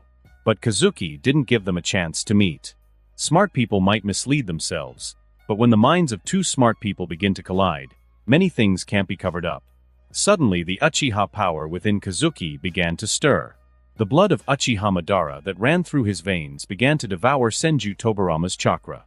At the same time, Kazuki controlled Tobirama's energy in a subtle way, causing it to become extremely chaotic. Senju Tobirama's face quickly darkened, staring at the non-existent Uchiha Izuna, and howling to the sky, Uchiha Izuna, you bastard. I tell you it's not 3 against 1, but 4 against 1. You will definitely be caught by me, and then I will teach you a lesson. Once again, Uchiha Izuna ruined Senju Tobirama's good deeds. But Senju Tobirama didn't feel surprised. Although he was angry, he was more certain that Uchiha Izuna was here. Only that man, with a cunningness comparable to his wisdom, still resisted in this desperate situation. Meanwhile, in Uzumaki Mito's perception, Tobirama's chakra, as soon as it was touched by hers, reacted as if it were an enraged Nine Tails, fiercely expelling it. It seemed to fear that something else might penetrate Kazuki's body. Uzumaki Mito nodded thoughtfully. My Tobirama. Are you still acting like a guard dog, protecting your food? Uzumaki Mito teased in his mind. This is in line with Tobirama's cautious character. After all, using chakra to transform a person's character is probably slow and gradual, and there will be many uncontrollable factors with external intervention. Mito-sama, what's wrong? Kazuki looked blankly at the chakra dissipating in Uzumaki Mito's hand, and whispered, Is the Nine Tails rioting again? Uzumaki Mito chuckled. The Nine Tails did not riot, but Tobirama's chakra was anxious. However, Uzumaki Mito couldn't tell Kazuki about this. She skipped the topic and pointed to his eye sockets. Kazuki, Use your pupil power to enter my inner world. You should be able to do it? Kazuki nodded. For a 3-tomo Uchiha, this is the most basic skill. Kazuki then entered the inner world of Uzumaki Mito, and for the first time, he saw the legendary Nine Tails. At that moment, the Nine Tails was plunged into deep despair and fury. In his mind, the imposing figure and icy countenance of Uchiha Madara repeated themselves over and over again. Nine Tails, your current state is only temporary, a scattered fragment of your true strength. Shut up. You are nothing more than a creature lacking intelligence and stability. Shut up. Only the Uchiha can guide you. The tailed beasts are nothing more than servants of those with ocular power. Shut up. The Nine Tails remembered the conversation he had with Uchiha Madara, the red light recorded in his mind, that made his resentment reach its maximum point. Never, not even the sage of 6 paths, had treated him like an animal. And yet, he couldn't do anything about it. Only Uchiha Madara. That man, who had even forced him into a summoning pact, had made him his slave. When the nine-tailed fox saw Kazuki for the first time, the humiliating summoning contract was inexplicably agitated. It wasn't a chakra bond, but something deeper, a blood connection, the relationship between master and slave. The nine-tailed fox was extremely sure that Kazuki and Uchiha Madara definitely had a great relationship, but what made it extremely angry was that Uzumaki Mito didn't listen to it at all, and even laughed very happily. This is a woman who is extremely stupid. No matter how much it bewitches people, it will not joke about Uchiha Madara, such an unlucky and terrifying existence. Just when the nine-tailed fox finally calmed down and thought about how to talk to Uzumaki Mito calmly, the familiar red light flashed in front of its eyes again. The nine-tailed fox shook its head irritably. Did it have hallucinations because of its nervousness? Damn Uchiha Madara. But when the nine-tailed fox took a closer look, it was completely furious, struggling madly, trying to break free from the heavy chains on it. In front of it, Kazuki stood beside Uzumaki Mito, looking at the nine-tailed fox curiously. Mito-sama, is this thing tied up like a package? The nine-tailed fox. Kazuki looked the nine-tailed fox up and down, and said softly, it doesn't look very good. Uzumaki Mito laughed and touched Kazuki's head. Although the nine-tailed fox did look extremely embarrassed at the moment, the adamantine ceiling chains tied up the whole fox tightly, and even hung it in the air, which looked like some strange game. But it was still fierce. Kushina saw the nine-tailed fox here for the first time, and her face turned pale instantly. Tobirama, your forbidden technique seems to make some sense. Seeing Kazuki's indifferent reaction, Uzumaki Mito sighed in his mind. That was the strength of a shinobi with a dojutsu, the superiority of the Uchiha clan. With a pair of 3-tomo Sharingan, he is confident even when facing the tailed beasts, especially Kazuki, who has special qualities. Seeing the most powerful tailed beast, the Nine Tails, he has no reaction. Kazuki, try to control it with your dojutsu. I know, Mito-sama. The sealed Nine Tails is at its weakest resistance to dojutsu. Uzumaki Mito looked at Kazuki expectantly. The tomo in Kazuki's eyes slowly rotated, controlling the output of his eye power. The Nine Tails' body became stiff, and gradually stopped struggling, but the corners of its mouth were grinning. Although Kazuki's dojutsu managed to contain the sealed Nine Tails. But for the Nine Tails, Kazuki's ocular power was far from that of Uchiha Madara. The most important thing is that it didn't have that taste. Little brat, I overestimated you. Although the Nine Tails was restricted by the dojutsu, it still got excited. It seems I may be wrong too. In the end, you're just an ordinary Uchiha. But Uzumaki Mito was already very satisfied. Kazuki, come to me every day for the next 3 months. I have some techniques I want to teach you. In a way, she considered this as a way to make it up to Kazuki on behalf of Tobirama. Kazuki nodded, walked over to Mito, and said goodbye to the Nine Tails. See you later, Nine Tails. Useless boy, get out now. Kazuki winked and concentrated all his ocular power, giving the Nine Tails a familiar look. Immediately, the figures of Uzumaki Mito and Kazuki disappeared here. But the Nine Tails was paralyzed. That look in Kazuki's eyes, that ocular power that seemed to pulse in his Sharingan, seemed incredibly familiar to him. No. Was this kid pretending just now? He didn't use his full strength. Uzumaki Mito, come out, let's talk. Come out. I want to talk to you. I'm not lying. The nine-tailed fox roared over and over again, but there was no response. After a long time, the tired nine-tailed fox had a fierce light flashing in his eyes, and he kept comforting himself. It was a coincidence, it must be a coincidence. But Kazuki's last look, just like the one engraved in its mind, kept haunting its thoughts. A few days later. Mountain's graveyard, the hiding place of UCHIHA Madara. What did you say? Madara glared angrily at White Zetsu, who was in front of him. You say Uzumaki Mito and Kazuki have been together lately, and you can't get close? Yes, Madara-sama. Didn't you order me to keep a distance from that old woman in Konoha? White Zetsu replied weakly, clearly feeling innocent. Get lost. UCHIHA Madara's eyes flashed with worry and madness. Uzumaki Mito, that troublesome woman. How did she start getting involved with Kazuki? UCHIHA Madara was very anxious. The fact that in Kazuki's body his younger brother was tangled up with that damn Tobirama already had him quite worried. Now there is another Uzumaki Mito. That woman was one of the few people that Madara barely considered worthy of being taken into account. She had a passable amount of chakra. The adamantine sealing chains were quite useful, and her Uzumaki clan sealing techniques were not something easy to handle. The most troublesome thing is her perception ninjutsu. UCHIHA Madara frowned. He still knew a little about Uzumaki Mito's ability. When he fought with Hashirama, this woman helped Hashirama with many strategies. Will Izuna's chakra be discovered by this woman? It's troublesome. If Izuna's chakra is discovered by Uzumaki Mito, Kazuki will be in danger. Madara frowned even deeper, recalling a problem that had plagued him for a while. Wait, what about the other chakra in Kazuki's body? That lowly, despicable chakra. If Mito didn't sense anything strange about Kazuki, everything would be fine. But if she sensed Izuna, she should be able to sense Tobirama as well. Senju Tobirama, sometimes your trash can be useful from time to time. UCHIHA Madara quickly made a seal and got in touch with Black Zetsu. After learning from Black Zetsu that Kazuki was not under house arrest and would return to the clan every day, UCHIHA Madara felt relieved. If the abnormality in Kazuki's body was discovered, Kazuki would definitely not be able to move freely. UCHIHA Madara really understands Konoha. He can still return to the UCHIHA clan on time, which means everything is fine for Kazuki. At that moment, a white, swirl-shaped head peeked timidly out from behind a wall. Madara-sama, they said you are asking about Kazuki-sama. I know a few things.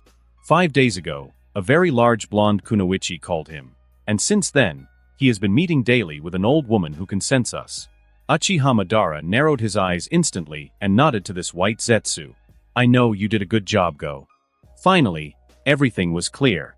It seemed that he had been exaggerating the situation. Mito wasn't as cunning and cautious as he had imagined.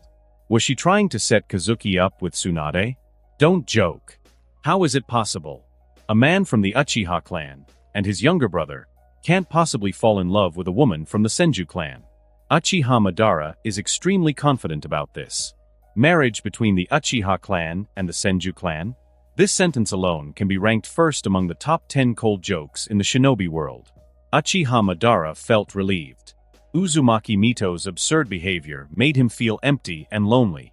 Even a kunoichi of Uzumaki Mito's level, her thinking and pattern were not opened until her death, and she was still thinking about such low-level things.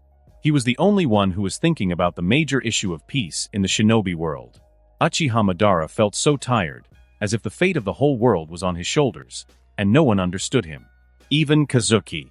UCHIHA Madara suddenly became excited again. He seemed to have overlooked a key issue.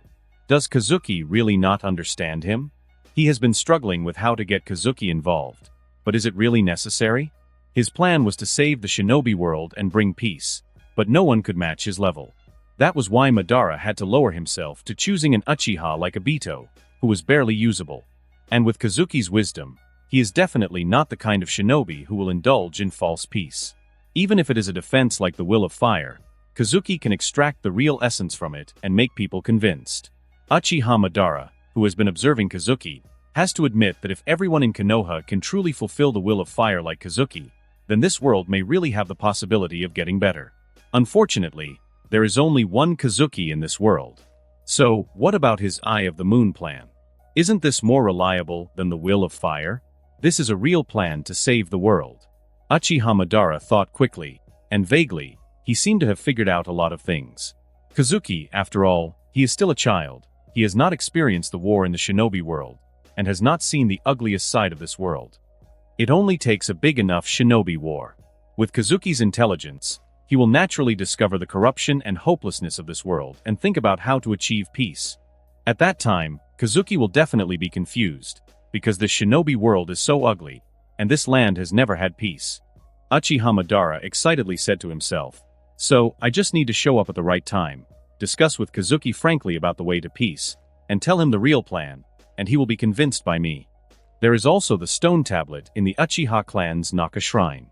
Hashirama can't see it and he doesn't trust me, but with Kazuki's talent, sooner or later he will see the method of salvation left by the Sage of Six Path. Madara felt liberated and started laughing out loud. He finally understood, and at the same time, a wave of guilt washed over him. He actually thought about how to blacken Kazuki before, just like he treated Uchiha Obito. There is no need at all. People like Uchiha Obito naturally need to go through beatings, training and pain before they can barely see through the false shinobi world. But Kazuki is his younger brother, the reincarnation of his brother who always supported him in everything he did. Even if Kazuki has his own independent personality, his pattern and mind will not change. As for the chakra of Senju Tobirama, Madara remembered Kazuki's words that day during his talk with Kakuzu. "I don't like this strange chakra that doesn't belong to me, it bothers me." Uchiha Madara felt relieved, and he finally thought of a way to break the problem that had troubled him for months. Trusting his brother's wisdom was the key. Sincerity was his best weapon. Madara covered his face and burst out laughing. "Ha ha ha ha ha. Senju Tobirama, you didn't expect it? You tried to interfere with Azuna's reincarnation, but your existence will never be recognized by our Uchiha clan. When the day comes for Kazuki and me to meet, you will be the best proof that this shinobi world is fake. I will pull you out of Kazuki's body and let him see that the so-called second Hokage is just an annoying parasite." Uchiha Madara felt very comfortable, as if he had seen Kazuki by his side, fighting for the peace of the shinobi world with him. Now, he only needs to wait for the start of the shinobi world war and keep himself alive. As for Uchiha Obito, Madara didn't care. Since the plan was already underway, he might as well use him as an assistant for Kazuki. After all, he couldn't allow his younger brother to exhaust himself too much. It's always helpful to have someone to run errands. And whether this plan really worked or not, Madara no longer wanted to think about it. He had been turning things over and over in his mind, searching for a way to involve Kazuki. But now, the best option was to simply rely on his intelligence. And in Konoha, Kazuki, who was returning from the Senju clan after studying sealing techniques, came face to face with the errand boy that Madara had chosen for him, Uchiha Obito. Obito was depressed, crouching in a corner with a dejected expression. When he saw Kazuki in his peripheral vision, he saw that Kazuki seemed to be staring at him, and suddenly jumped up. "Hey, Uchiha Kazuki, are you provoking me?" Kazuki didn't answer him but froze in place. And it was just at that moment. As he passed Obito, an unexpected gift appeared out of nowhere. Without Kazuki having done anything special, his greatest benefactor threw him a huge gift. From the target Uchiha Madara, you get the summoning contract Nine Tails. The impact of the gift was so great that Kazuki began to worry about Madara's health. Why had he had such a sudden change of mood? Had he gone mad? It couldn't be. Had something serious happened? "Hey, can't you hear me? I'm talking to you." Uchiha Obito saw that Kazuki didn't respond to him and shouted angrily, "Uchiha Kazuki, I'm talking to you." Kazuki slowly came back to his senses and blinked. Could it be because of meeting Uchiha Obito? This shouldn't be the case. How could Uchiha Obito make Uchiha Madara's emotions fluctuate to such an extent? The sudden generous blow made Kazuki feel very happy, and even the barking Uchiha Obito in front of him looked very pleasing to the eye. "Ah, Obito-kun. Sorry, I was just thinking about something." Kazuki smiled and glanced at Uchiha Obito, but unexpectedly noticed that his eyes were swollen. "Obito, did you cry just now?" Kazuki walked over and smiled gently. "If you don't know what to do, why not tell me?" Looking at Kazuki's sincere smile, Uchiha Obito was stunned. After being with Uchiha Rin, Obito gradually forgot about Noera Rin. The Uchiha girl who blocked a fatal blow for him had filled his heart during their daily interactions. Even the ideas Uchiha Setsuna had instilled in him, about regaining everything he had lost, were buried by Uchiha Rin's affection. What's the point of taking back Noera Rin? I, Uchiha Obito, only have one son in my heart, and that is Uchiha Rin. Uchiha Obito looked at Kazuki's clear eyes, turned his head away in shame, and his heart was in a mess. In recent days, Uchiha Rin was arguing with him because of Noera Rin, which made him miserable and wished that his heart would be cut out to prove his love. And Black Zetsu didn't want the relationship between Uchiha Obito and Kazuki to deteriorate. In its view, Kazuki and Obito, the future executors of the Eye of the Moon plan, did not need to have conflicts, and it would be best if they could become friends. Under Black Zetsu's sophisticated rhetoric, Noera Rin had become a tool to manipulate Obito. Hey, Uchiha Obito, tell me, why do you listen to Uchiha Setsuna so much in practice to defeat Uchiha Kazuki? Is it because Noera Rin became Uchiha Kazuki's teammate that you can't stand it? Are you still thinking about her? You say I'm being unreasonable? Well, let me ask you, when have you seen Uchiha Kazuki and Noera Rin alone together? Recently, when I saw them, either Asuma or Lady Tsunade was beside them. Uchiha Obito, you have no conscience, you say something. You said you didn't think about Noera Rin. Bah, don't tell me anything. I shouldn't have saved you that day. And I shouldn't have let Kazuki rescue me either. I should have died. No, I'm going to die now, Uchiha Obito. If you still think about Noera Rin, you kill me now. Thus, the clumsy and bewildered Obito was thrown out of the house by Black Zetsu and ended up crying outside. Curiously, even though Uchiha Rin was being unreasonable, Obito didn't feel upset. On the contrary, his heart was warm and full. The reason why Uchiha Rin could quarrel with him was because she only loved him and cared about him, right? Uchiha Obito's eyes suddenly became firm. He turned his head and looked at Kazuki, then lowered his head. Kazuki, I'm really sorry about earlier. It was my fault. My attitude wasn't the best, and I spoke to you in a very rude tone. He paused, looking down, then added, his voice growing lower and his face growing redder. I have something I want to ask you. Could you teach me how to get a girl? Kazuki looked at Uchiha Obito, who was in a love-brain state at first glance, and his curiosity was also aroused. Which white Zetsu is this? Is he so resourceful? This is completely controlled by Uchiha Obito. Kazuki blinked and then coughed lightly before smiling again.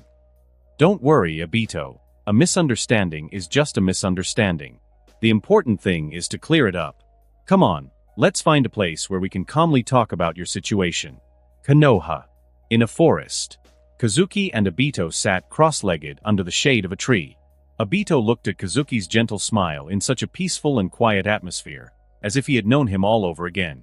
Why did I have such a strong hostility towards Kazuki before? When he remembered Black Zetsu's words, what did Kazuki do to you? You're only like this because of Noera Rin. Uchiha Obito felt a deep sense of confusion and guilt. He felt more and more that Black Zetsu's sadness was justified, and he really hurt the heart that loved him deeply. When Uchiha Obito was practicing seriously before, Uchiha Setsuna shouted the slogan, "Take back everything," to encourage him. He listened very enthusiastically at that time, so that after Black Zetsu appeared, Uchiha Obito would occasionally mutter this sentence. The experienced Black Zetsu seized this opportunity and knocked Uchiha Obito unconscious with a combo today. He is still dizzy until now. Uchiha Obito, I understand. Isn't Noera Rin your most precious thing? I'm going to die now.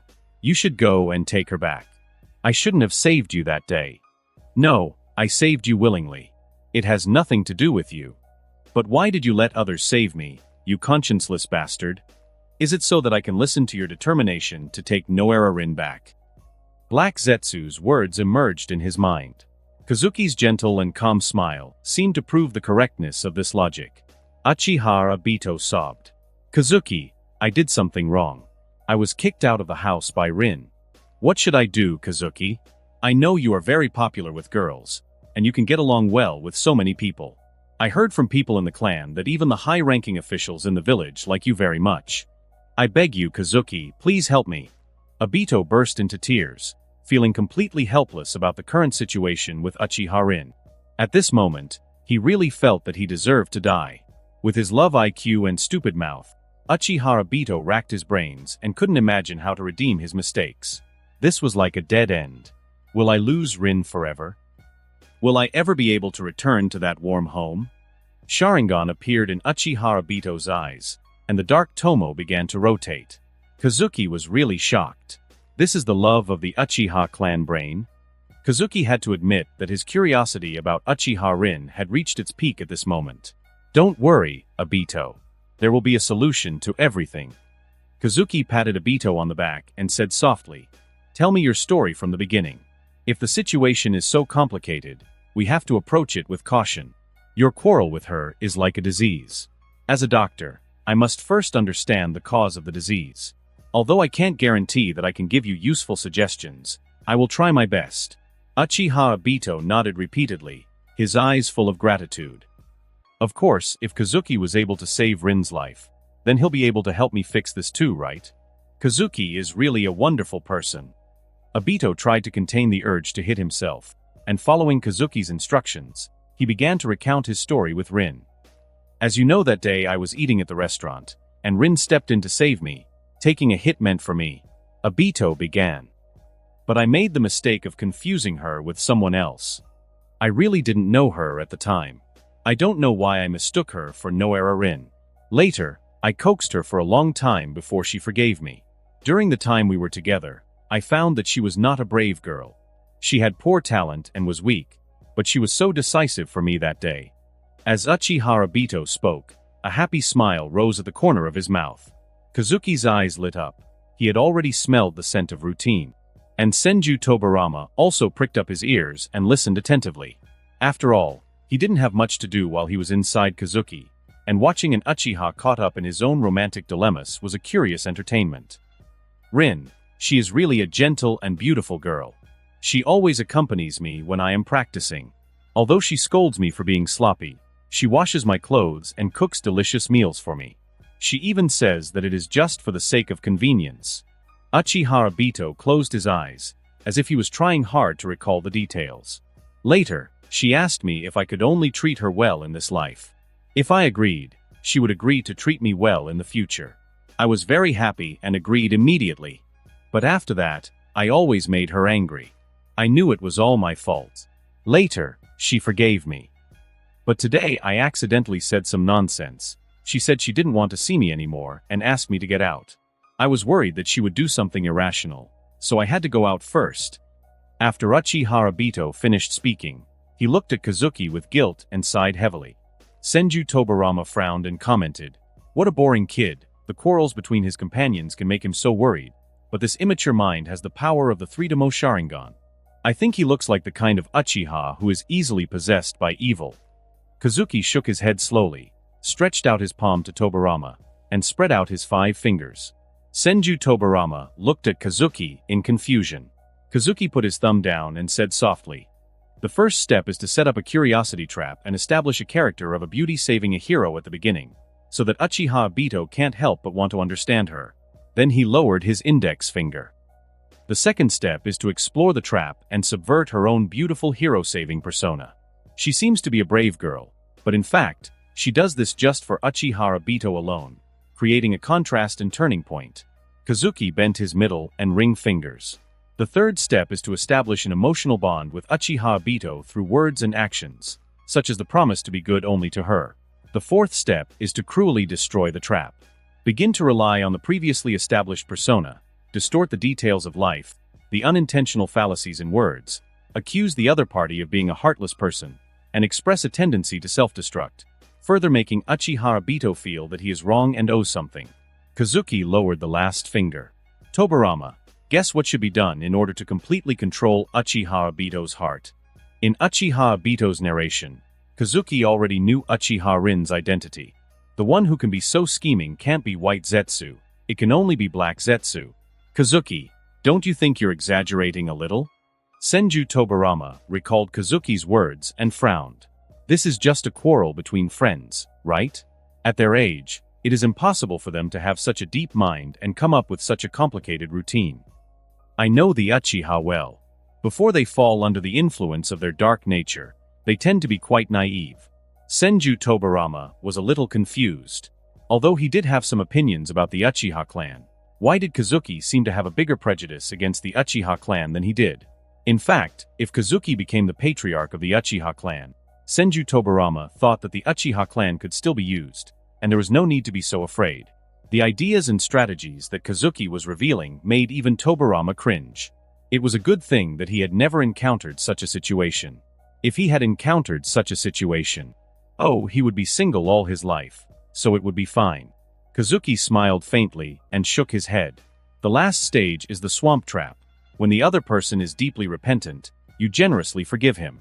But soon after, you begin to repeat the fourth phase, and this one, in a cyclical way, intensifies the remorse and submission until you completely control his heart. So no matter what I say today, Uchiha Rin will forgive Uchiha Obito when she returns home, because this is part of her plan. Senju Tobirama was stunned. Although he was the former second Hokage, a well-known mighty and wise general in the shinobi world, his insidiousness and strategy were all reflected in the battlefield of frontal fighting. But in the battlefield of emotions, Senju Tobirama can only be regarded as a genin at best. Tobirama, these are just my guesses. Kazuki smiled at Senju Tobirama. The second Hokage finally had a day when he couldn't keep up with other people's thinking. In short, you must be on guard against others. I told you this because I suddenly thought that you seemed to be an emotional idiot. If I have the opportunity to revive you in the future, I still hope you can taste the taste of love. Learn well, because I wouldn't want you to come running and crying if you ever come across someone strong on that terrain. Senju Tobirama stared at Kazuki. He didn't expect Kazuki to say this in the end. Aren't you talking about Uchiha Obito? What does it have to do with him? Who is an emotional idiot? I just don't want to get involved in that stuff. It's not like I haven't had opportunities. Do you understand, you stupid Uchiha kid? At the same time, Tobirama felt a trace of warmth in his heart. Was Kazuki secretly planning how to revive him? That somehow made him feel good. Anyway, don't be fooled in the future, Tobirama. Humph, people who can trick me, whether men or women, don't exist at all, kid. Uchiha Rin is perfectly fine. You're the one who's thinking too much. Tobirama strongly rebutted him but couldn't help but smile. In the end, he realized that Kazuki wasn't attacking Uchiha Rin. He was just, in a sneaky way, looking out for him. Without continuing the conversation with Tobirama, Kazuki sighed, his gaze taking on a tinge of confusion. Obito, you really have a blessing and a problem at the same time. You have found someone you love, and she loves you too, while Ever since that day, I knew you two made a great couple. So don't worry, Obito. A girl who is willing to sacrifice her life for you, and is also an Uchiha, just has an overly intense love for you. She is not disappointed in you. Kazuki looked at Uchiha Obito seriously and said softly, you just need to apologize to her. I will take you to buy some flowers later. She loves you so much that she will definitely forgive you. Uchiha Obito looked at Kazuki's eyes, blinked, and his chest unconsciously straightened up. Kazuki seemed to be jealous of him. Do you really think Rin will forgive me? Obito's eyes were shining with hope. If Kazuki was jealous of him, that meant that Uchiha Rin really loved him very much. Uchiha Obito seemed to be eager for Kazuki's affirmation. Yes, Obito. Kazuki answered patiently. Both you and Rin lost your mothers as children, but the love you lacked you found in each other. She is your salvation, and you are hers. If you have any confusion in the future, you can come to me at any time. I swear on the honor of the Uchiha clan that I will do my best to help you protect this beautiful relationship. In this cruel shinobi world, seeing something as pure as what you have makes me happy. Uchiha Obito looked at Kazuki blankly, tears welling up in his eyes. How naive I had been. Kazuki was such a good person, and I had even thought badly of him at some point. Uchiha Obito looked at Kazuki hard, his tone became solemn. Kazuki, I have let you down before, I will make it up to you in the future. From now on, you are my best friend. Kazuki nodded with a smile. Go Obito, go buy a bunch of flowers and go home. Obito was about to nod, but his face suddenly turned red in embarrassment. He was too anxious when he was driven out by Black Zetsu, and he didn't even have money in his pocket. But borrowing from Kazuki, even if he had the nerve, he couldn't go that far. It was too embarrassing. A genius of the Uchiha, borrowing money to buy a bouquet of flowers? Obito, this money is my early gift to you and Rin. Kazuki handed Obito a thick wad of bills with a smile. If I ever find love, don't forget to give me a nice present. After all, I am your friend. Obito looked at the bills in his hand in astonishment. Too much, really too much. The zeros in the amount made him a little dizzy. It added up to 5 million ryo. Kazuki shrugged, nonchalantly. Lately, his house had been receiving large amounts of money from a mysterious source, always with the same signature. A worker who plans to kill you in 10 years. Kazuki didn't know how Kakuzu got his address. Maybe this is the gold content of the strongest bounty hunter. And the intensity and frequency of his remittances made Shursui, Might Due, and Might Guy very panicked. Did they eat too much? So Kazuki did some illegal violent things outside? Kazuki I accept, Obito. You must understand that even a hero can get into trouble due to lack of money. Kazuki shook his head and said with emotion. Although money is a good thing, it is only valuable when it is needed. When you and Rin grow older, perhaps remembering the penniless days of youth will bring you joy too, but there will always be regrets. And youth never comes back.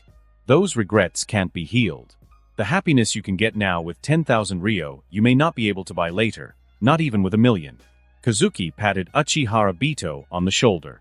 But since I have some money as your friend, I can't just watch you have this regret. Go Obito, let me sit here quietly for a while. From the target Uchiha Obito, you get a special talent, Uchiha Obito's Gratitude. Uchiha Obito's Gratitude. You can periodically gain some of his abilities or physical characteristics. Currently selected, Adaptability to Hashirama's cells. Kazuki looked at Uchiha Obito running in the sun and sighed softly. This is youth. Senju Tobirama crossed his arms and shook his head slowly. Senju Tobirama couldn't figure it out. Both he and Uchiha Izuna were real bachelors. Therefore, Kazuki's ability in romantic matters could never be as proficient due to the influence of the two. He could only conclude that Kazuki had surpassed his masters. Tobirama remained lost in his thoughts. Why does Kazuki think that Uchiha Rin is a girl full of tricks, but still supports Uchiha Obito to get along with her? Could it be because a moment ago he himself had told Kazuki not to be so prejudiced against the Uchiha, and assured him that Rin had no bad intentions? Ah, this boy. Always listening to what he says. In fact, Senju Tobirama vaguely felt that the 5-step method that Kazuki mentioned seemed to really correspond to Uchiha Rin's behavior, and it was very precise, one link after another, and hooked Uchiha Obito's heart. But that's not important. In front of Kazuki, a slightly demonic Uchiha, how big a wave can she make if he makes a mistake? Unconsciously, Senju Tobirama began to imagine what kind of life he would live if Kazuki really resurrected him. Don't bite me, it hurts. I was wrong, I was really wrong, I won't make you angry again. Uchiha Rin bit Uchiha Obito's arm fiercely, causing him to scream. But Uchiha Obito's face was full of smiles.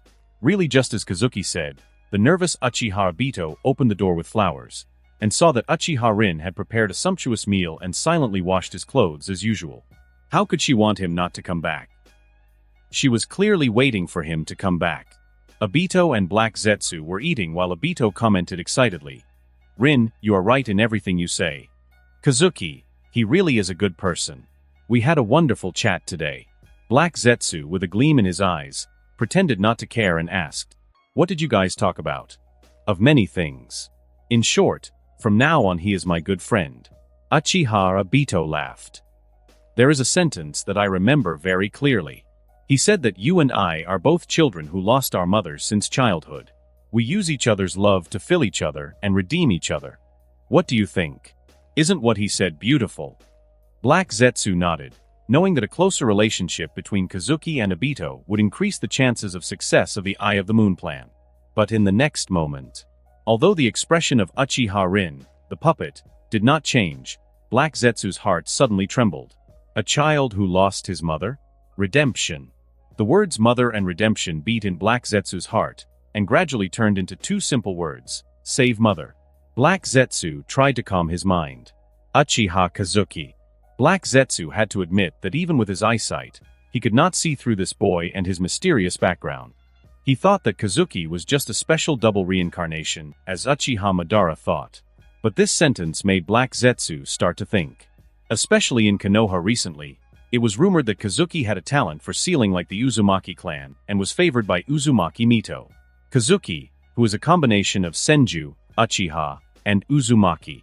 The reason why Uchiha Madara believed that Kazuki was the reincarnation of his brother was because in his cognition, a boy could not imitate the fire release technique in Kenjutsu that he had never seen, and even have chakra similar to him. The same is true for Senju Tobirama.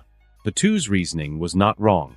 With the knowledge they had, Kazuki could only be the reincarnation of someone so powerful to display such abilities at his age. But Black Zetsu knows more than them. In addition to the reincarnation, there is another very small possibility. What if that phrase wasn't a coincidence, but a message directed at him?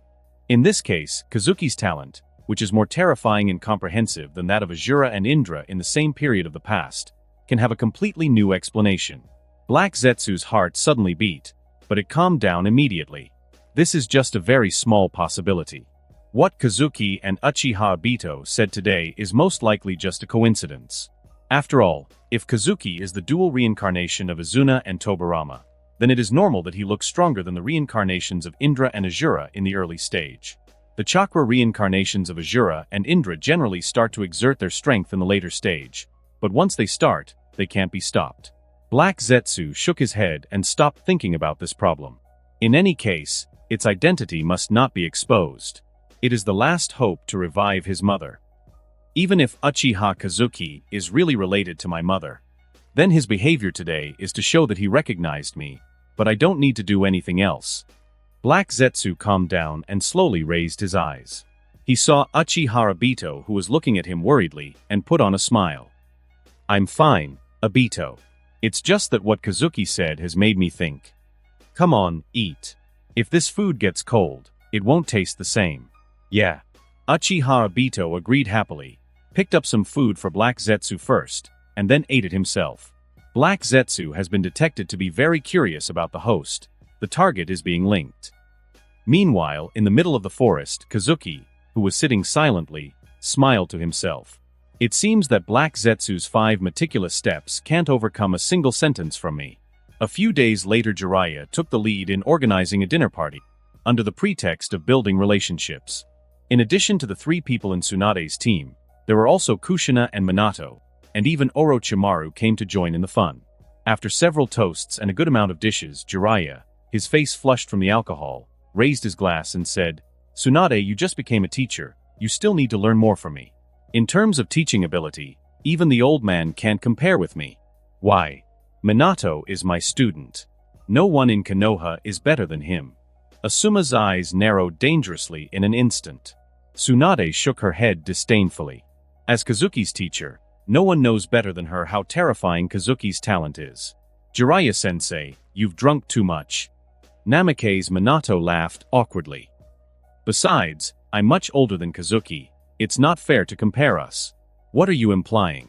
That you are stronger than Kazuki, Minato-senpai?" Asuma couldn't help it and said in a deep voice, "No one can surpass Kazuki in talent. Come on, kid, you still have a lot to learn." Jiraiya seemed to be a little happy after drinking.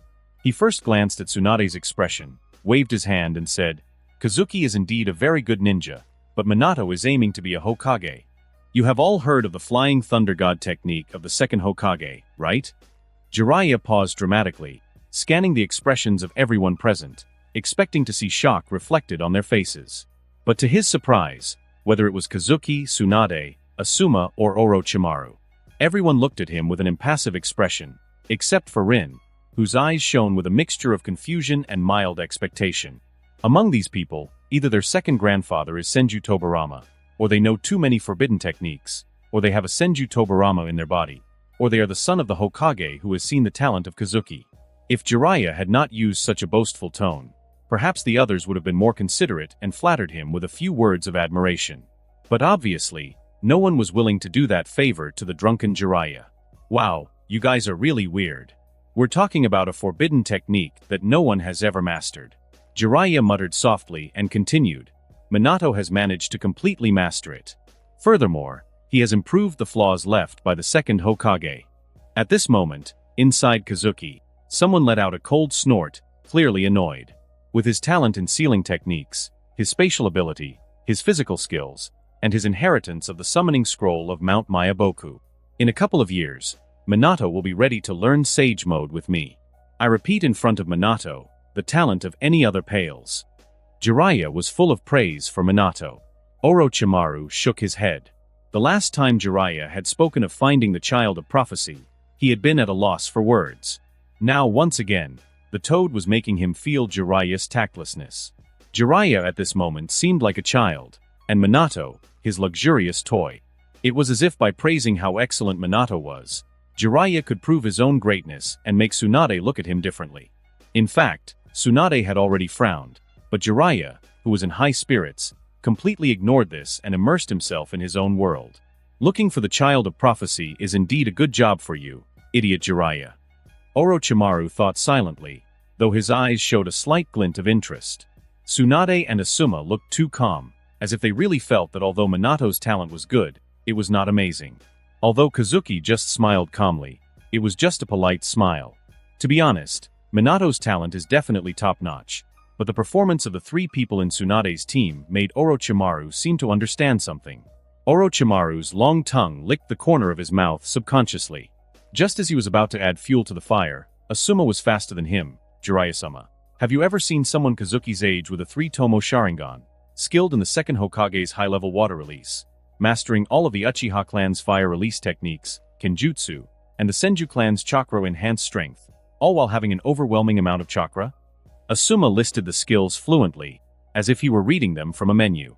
Doesn't Kazuki know the sealing technique? I heard that Mito-sama has been sighing many times recently, saying that Kazuki's talent is like that of the Uzumaki clan. After Asuma finished speaking, even Kazuki looked at him in surprise. Did you peek at my system panel? How come he seems to know more about it than me? Tsunade patted Asuma's shoulder with amusement. Good boy, you said what I wanted to say. Asuma puffed out his chest with pride, as if Kazuki's strength was a source of glory for him, a mere genin, and firmly declared, although Minato-san is also very good, if I were to say who can be the Hokage, I think it must be Kazuki. Kazuki shook his head helplessly, patted Asuma's shoulder, and teased himself. Asuma, let's focus on becoming Chunin first. Minato is already a Jonin, and we are still genin working on minor missions. Minato laughed awkwardly. I'm sorry, everyone. Jiraiya-sensei had a bit to drink. I only just became a Jonin recently. Being Hokage is something I want, yes, but I still have a long way to go. Both Kazuki and Minato apologized to each other, both smiling with obvious discomfort. However, after Asuma's words, the atmosphere became slightly tense. This meeting, although initially intended to be just a celebration, had an unmistakable air about it. The next Hokage of Konoha was probably among those present. After all, everyone present was part of the Hokage's inner circle. Even Noera Rin, who seemed the most ordinary, as long as she can take advantage of her advantages in the future, she will at least be the director of an important department. To put it bluntly, even a ninja like Hatake Tsukumo can't find his place at this table. This has nothing to do with strength, but only with identity. In this way, the position of Hokage is decided internally. It's a very simple truth. If Tsunade becomes Hokage, then the possibility of Minato becoming Hokage will be much lower than that of Kazuki. Currently, the competition for the position of Hokage in Konoha had become more complicated due to the appearance of Kazuki. Jiraiya kept saying that he wanted to find the child of prophecy. In theory, he withdrew from the competition, but in fact he supported his apprentice Namake's Minato to become Hokage, and often praised Minato's talent in public. Orochimaru was the most promising, but he was involved in the storm related to Shimura Danzo, and his attitude was also very ambiguous, and he had the intention of lying down. After all, with his ability and qualifications, Sarutobi Hiruzen had no other choice. But after Kazuki appeared, Tsunade, who was cured of hemophobia, was in the limelight and had a high voice. She was originally the most legitimate and popular of Konoha. Both of her grandfathers were Hokage, and her grandmother was the Nine-Tails Jinchuriki. She was also a powerful medical nin and had a lot of popularity. Now, in addition, she had a super genius of the Uchiha and the son of the third Hokage as her disciples. Although Tsunade wasted a few years, her foundation and team are too rich. Even though Kazuki is still young, Tsunade has never said that only fools want to be Hokage since she recovered from her hemophobia. The meeting, which had been lively so far, fell into an awkward silence after the discussion between Asuma and Jiraiya. All the people present are top-notch people. Although some of them have problems with emotional intelligence and love, everyone thinks clearly about the fundamental interests of future development. This was not a question of morality. The position of Hokage could only be for one person, and whoever wanted it had to earn it. This is reality. Whether it was Tsunade, Orochimaru, or Jiraiya, no one would think that they could give in and let the other party become Hokage first, and then pass the position to their apprentice. Shimura Danzo's example was right in front of them. Once you lose the chance to be Hokage, it's almost impossible to get it back. Throughout history, there are few leaders who would take the initiative to pass the throne to their nephews. The atmosphere became more and more awkward. No one spoke for a while, and everyone ate in silence. Only Rin blinked in bewilderment, not understanding what was happening. Why did no one speak suddenly? Today is such a special day. We don't have any mission. How about we take advantage of it to train a little? Orochimaru suggested, clasping his hands together as his eyes became as piercing as a snake's. Jiraiya, Tsunade, it seems that we haven't fought for a long time? Orochimaru was not happy. Talking so much about the position of Hokage in front of him felt disrespectful. The so-called position of Hokage should have been his. In Orochimaru's heart, he can give up the position of Hokage, but Sarutobi Hiruzen must give it to him. Although Namake's Minato's tone was very humble, the desire in his eyes could not be faked. As for Kazuki, Orochimaru did not think that a 13-year-old child could pose any threat to him. Stinky Snake, why are you pretending? This Toad Sage, he can defeat you whenever he wants. Want to fight? Sure, I haven't used my fists seriously for a long time. Tsunade twisted her neck and said indifferently. The scene instantly became heated. If words couldn't clear things up, then it would be better to settle it with a fight. Namake's Minato frowned. He didn't want the matter to be so big. When his gaze met Kazuki's, he had an idea and spoke softly. Jiraiya-sensei, Tsunade-sama, Orochimaru-sama, you are all important figures in the village, and now is the critical period for Mito-sama. After speaking, Minato looked at Kushina beside him. The Nine Tails would soon be transferred, and right now Sarutobi Hiruzen's 3 disciples were about to fight each other. That could destabilize the morale of the shinobi in the village. Jiraiya nodded. Minato is still thoughtful, Stinky Snake, you should learn more. Orochimaru narrowed his eyes dangerously. Comparing me to a junior? Jiraiya, you are so arrogant. But Jiraiya did not give him a chance to retort and waved his hand. However, since the atmosphere has come to this point. Last time at our meeting I mentioned that Asuma and Kazuki should see how talented their senpai are. So why don't we let our disciples handle the fight today? There shouldn't be a problem with that, right? As for you, Stinking Snake, since you do not yet have a disciple, today you can only watch. Jiraiya still controlled his provocation and did not say words such as asking Minato to fight Orochimaru. Tsunade snorted in disdain, but then looked at Kazuki for his opinion. Kazuki winked at her. Okay, then let's find a place and go now. Tsunade said arrogantly, Jiraiya, today I will show you what a true genius is. On the training ground, Kazuki and Minato stood opposite each other. In the nearby stands, Tsunade, Orochimaru and Jiraiya watched the two with a somewhat subtle atmosphere. Tsunade, just wait and see, Minato's strength is definitely beyond your expectations. Jiraiya had already mentally uncorked a bottle of champagne, as if he could already see the golden flash of Minato defeating Kazuki in the blink of an eye. Jiraiya, maybe you should wait a bit before talking. Tsunade crossed her arms, her tone full of confidence. Kazuki is a ninja you can always trust. Orochimaru looked at the quarreling Tsunade and Jiraiya with amusement, narrowed his eyes slightly, and stared at Minato's figure. Orochimaru was very curious about Minato. How strong was Minato's talent to make Jiraiya seem to have lost his mind and think that his apprentice would have the possibility of competing with him for the position of Hokage in the near future? Orochimaru even felt that if Jiraiya himself came to compete for the position of Hokage, he would not be so confident. Uchiha, kid, do your best. I want to see something more interesting. Orochimaru gently encouraged Kazuki. He did not take Asuma's boasting seriously. An Uchiha who knew the second Hokage's water release, the Senju clan's chakra-enhanced strength, and the Uzumaki clan's sealing techniques? That sounded like nonsense. Having a superficial knowledge didn't mean one knew how to use it in actual combat. Jiraiya laughed at that time. However, after all, Asuma is a cute and weak genin, so it is normal that he has poor vision. And there are other people who are paying attention to this competition. After Uchiha Madara used his ultimate wisdom to decide that sincerity is the ultimate move to defeat Kazuki, he felt comfortable. Every day, he pays attention to health preservation, strives to meet Kazuki in a more decent way, and occasionally turns on the white Zetsu TV to see how Kazuki is doing recently. Although he could not spy inside the Senju clan's residence, Madara was patient. He just had to wait. According to Black Zetsu's report, UCHIHA Obito, the predetermined lackey and spare tire of Kazuki, has been controlled by it from the inside out, and can quickly turn evil at any time. Now, everything is ready, and the only thing missing is a fierce enough shinobi war. Madara-sama, wake up quickly. Kazuki-sama did not go to the Senju clan residence today. In a trance, Uchiha Madara, who was taking a nap, heard White Zetsu calling him. Kazuki-sama is going to fight with someone. I heard that the yellow-haired man on the opposite side knows the technique that can teleport. He is a very difficult opponent. Uchiha Madara woke up instantly. His younger brother and the damn flying thunder god technique are scars on his heart that he will never be able to get over in his life.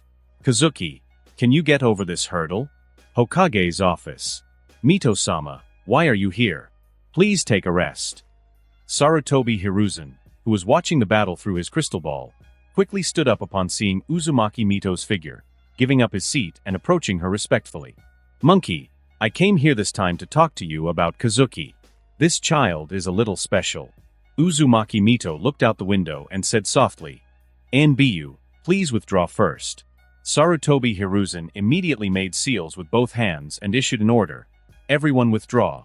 Uzumaki Mito sat on the main seat. Just as he was about to speak, he saw the crystal ball in the middle of the table, which was reflecting the figures of Kazuki and Minato. He took it with interest. Are those two fighting? Mito-sama, Kazuki and Minato seem to want to compete. Hiruzen replied, with an awkward smile.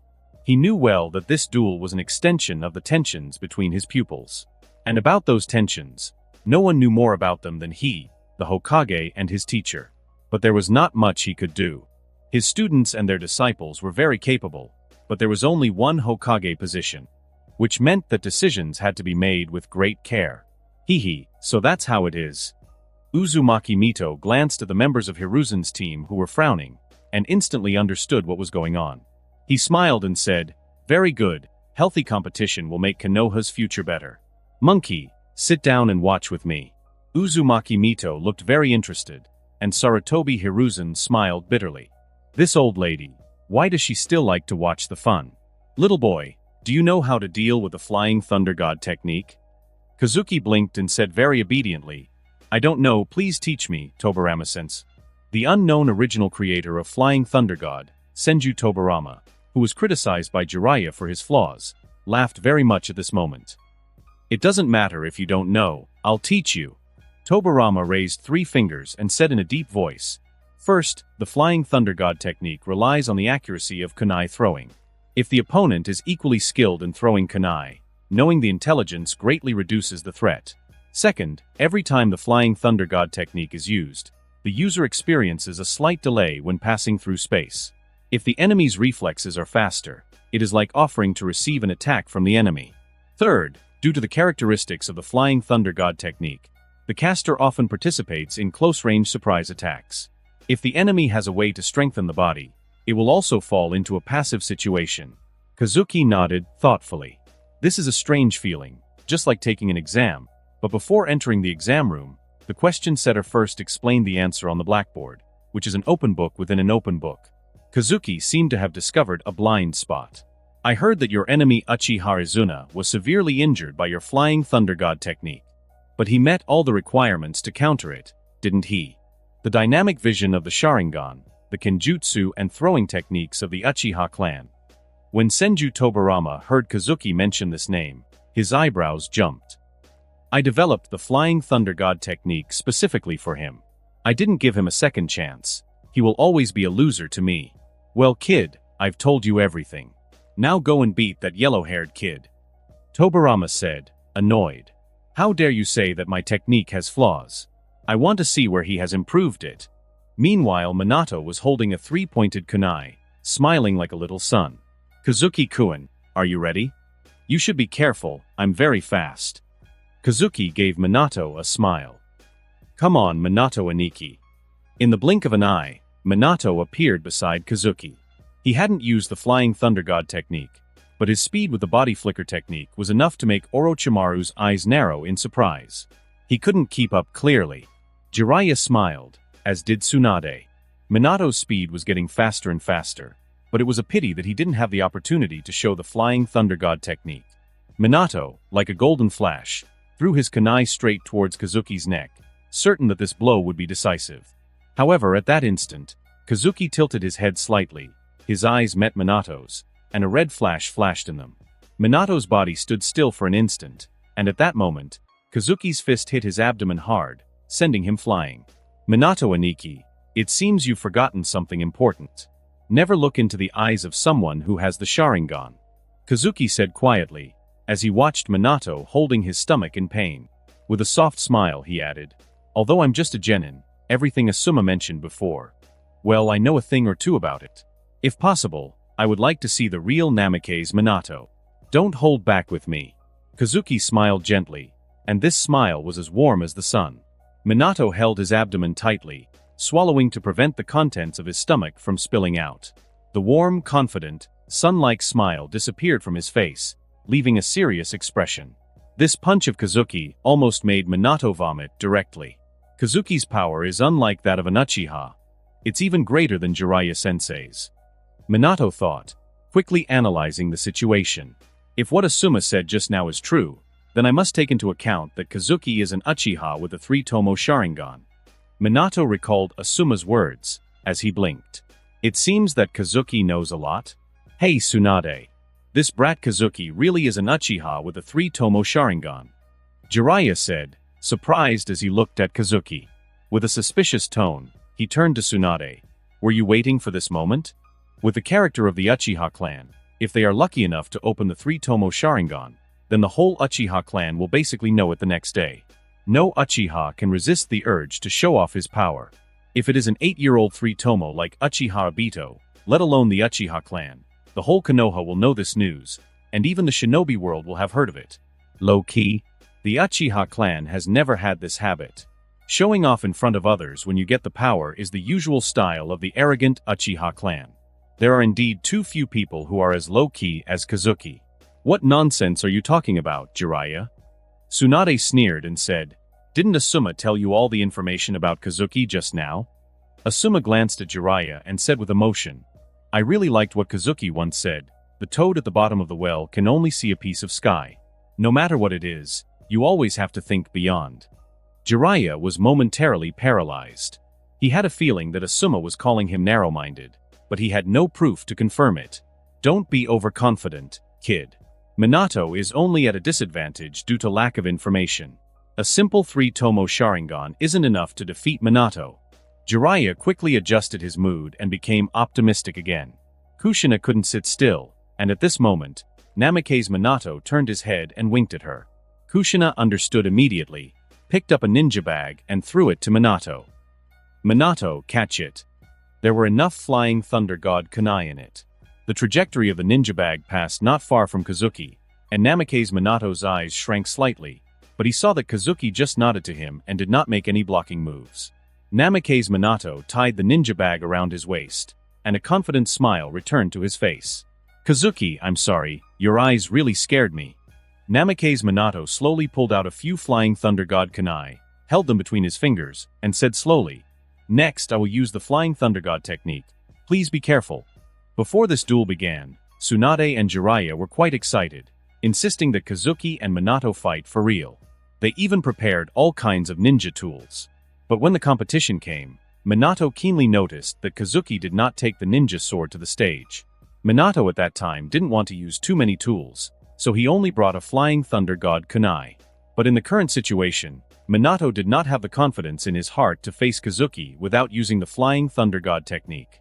At this moment, Kazuki turned his back to everyone and stretched out his right hand inexplicably. Asuma smiled knowingly, picked up Muramasa, who had been in his arms for a long time, and threw it accurately into Kazuki's hand.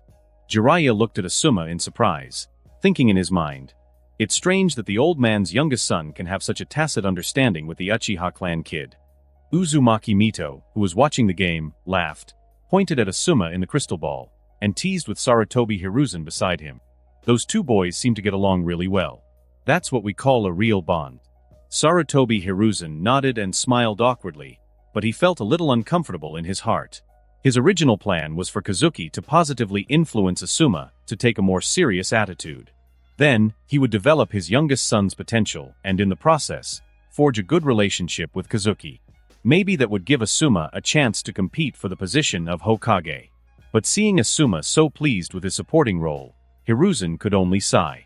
He originally thought that Kazuki was here to assist Asuma, but it seemed that the situation had changed. Hiruzen sighed again. What else could he do? He would have to see how things played out. Mito, with her keen perception, noticed Hiruzen's thoughts and shook her head with a smile. She was thinking, what would Sarutobi Hiruzen's attitude be when she told him about Kazuki's life experience? I understand, Minato Aniki. Kazuki replied in a calm and gentle voice, as he gripped the Muramasa sword, and his aura turned fierce. I am also looking forward to seeing the Flying Thunder God technique of the second Hokage. Please don't hold back on me. Namake's Minato nodded. At this moment, he had already regarded Kazuki as an opponent of the same level. Minato reinforced his movements with chakra concentrated on his wrists, and with a slight movement of his hands, he launched several kunai at a dizzying speed, all with well-calculated trajectories that closed any possible escape for Kazuki. Senju Tobirama narrowed his eyes. At this point, Minato really had something. Just from this kunai throwing technique, one can see that this yellow-haired man has talent and strategic thinking. However, Tobirama instantly smiled, sharing an opinion with Asuma. No one understands Kazuki's true talent better than him. Even compared to Hashirama, Tobirama now believed that once Kazuki developed his full potential, he might be a worthy rival to his older brother. The kunai cut through the air, producing a sharp sound. Namake's Minato stared at Kazuki's figure closely. The few Flying Thunder God kunai he threw out were very sophisticated, blocking all the directions that Kazuki could move.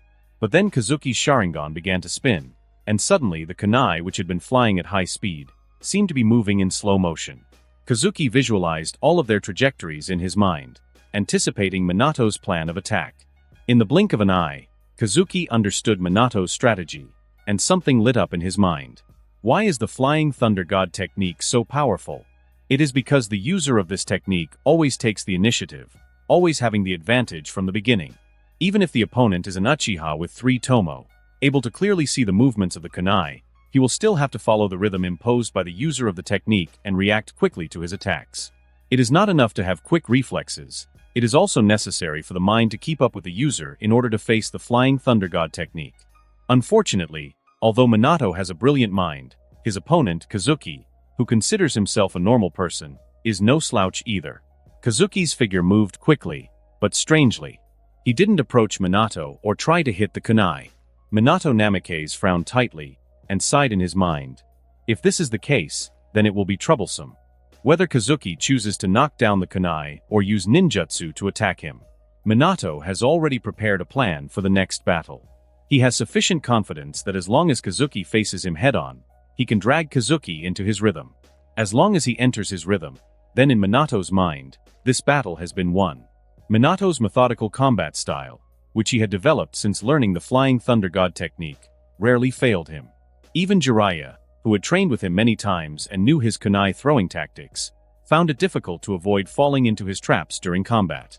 However, Kazuki seemed to have figured out his way of throwing the kunai, as if he could see through the hidden strategy behind the weapon's trajectory. Could it be that Kazuki had managed to deduce his focus in the brief instant when the kunai approached? Before Minato could think about it further, Kazuki quickly formed seals with his hands. Earth release, earth flow river. The earth shook and a torrent of mud erupted, swallowing the kunai and sweeping them away. Jiraiya stared at this scene in a daze. He didn't understand why Minato didn't use the Flying Thunder God technique just now. Kazuki obviously just ran a few steps strangely, but Minato frowned and didn't take the next step. Orochimaru narrowed his eyes, and he seemed to have some understanding. His long tongue unconsciously licked the corner of his mouth, which was a subconscious action when he was happy and interested. These two little brats are very talented and smart. I like them very much. Namake's Minato took out a kunai and threw it to Kazuki again, while quickly forming a seal with his hands. Kunai Shadow Clone Technique. 1 kunai turned into 3, and 3 turned into 9. A shower of kunai rushed towards Kazuki, interspersed with the kunai marked with the seal of the Flying Thunder God. Kazuki nodded slightly. Minato's response had been excellent. Uchiha Madara watched this scene nervously and cursed in a low voice. This brat is more insidious than Senju Tobirama. Even Tobirama looked at Minato in surprise. This yellow-haired boy seems to have some wit. Kazuki brandished his sword and deflected the kunai coming towards him, maintaining a calm expression. Minato had a smile on his face. This time, Kazuki could not find his attack route from the kunai. His blonde hair shone in the sun as Minato, using the Flying Thunder God technique, flew through the air, moving like a golden flash across the sky. At this moment, even Asuma and Tsunade showed a worried look in their eyes. Had Minato really mastered the Flying Thunder God technique to this extent? Jiraiya smiled, though as a master, even he hadn't been able to get Minato to use that combination to attack him. He didn't care though. He shouted excitedly, "Minato, don't hold back. You don't have to show him any mercy."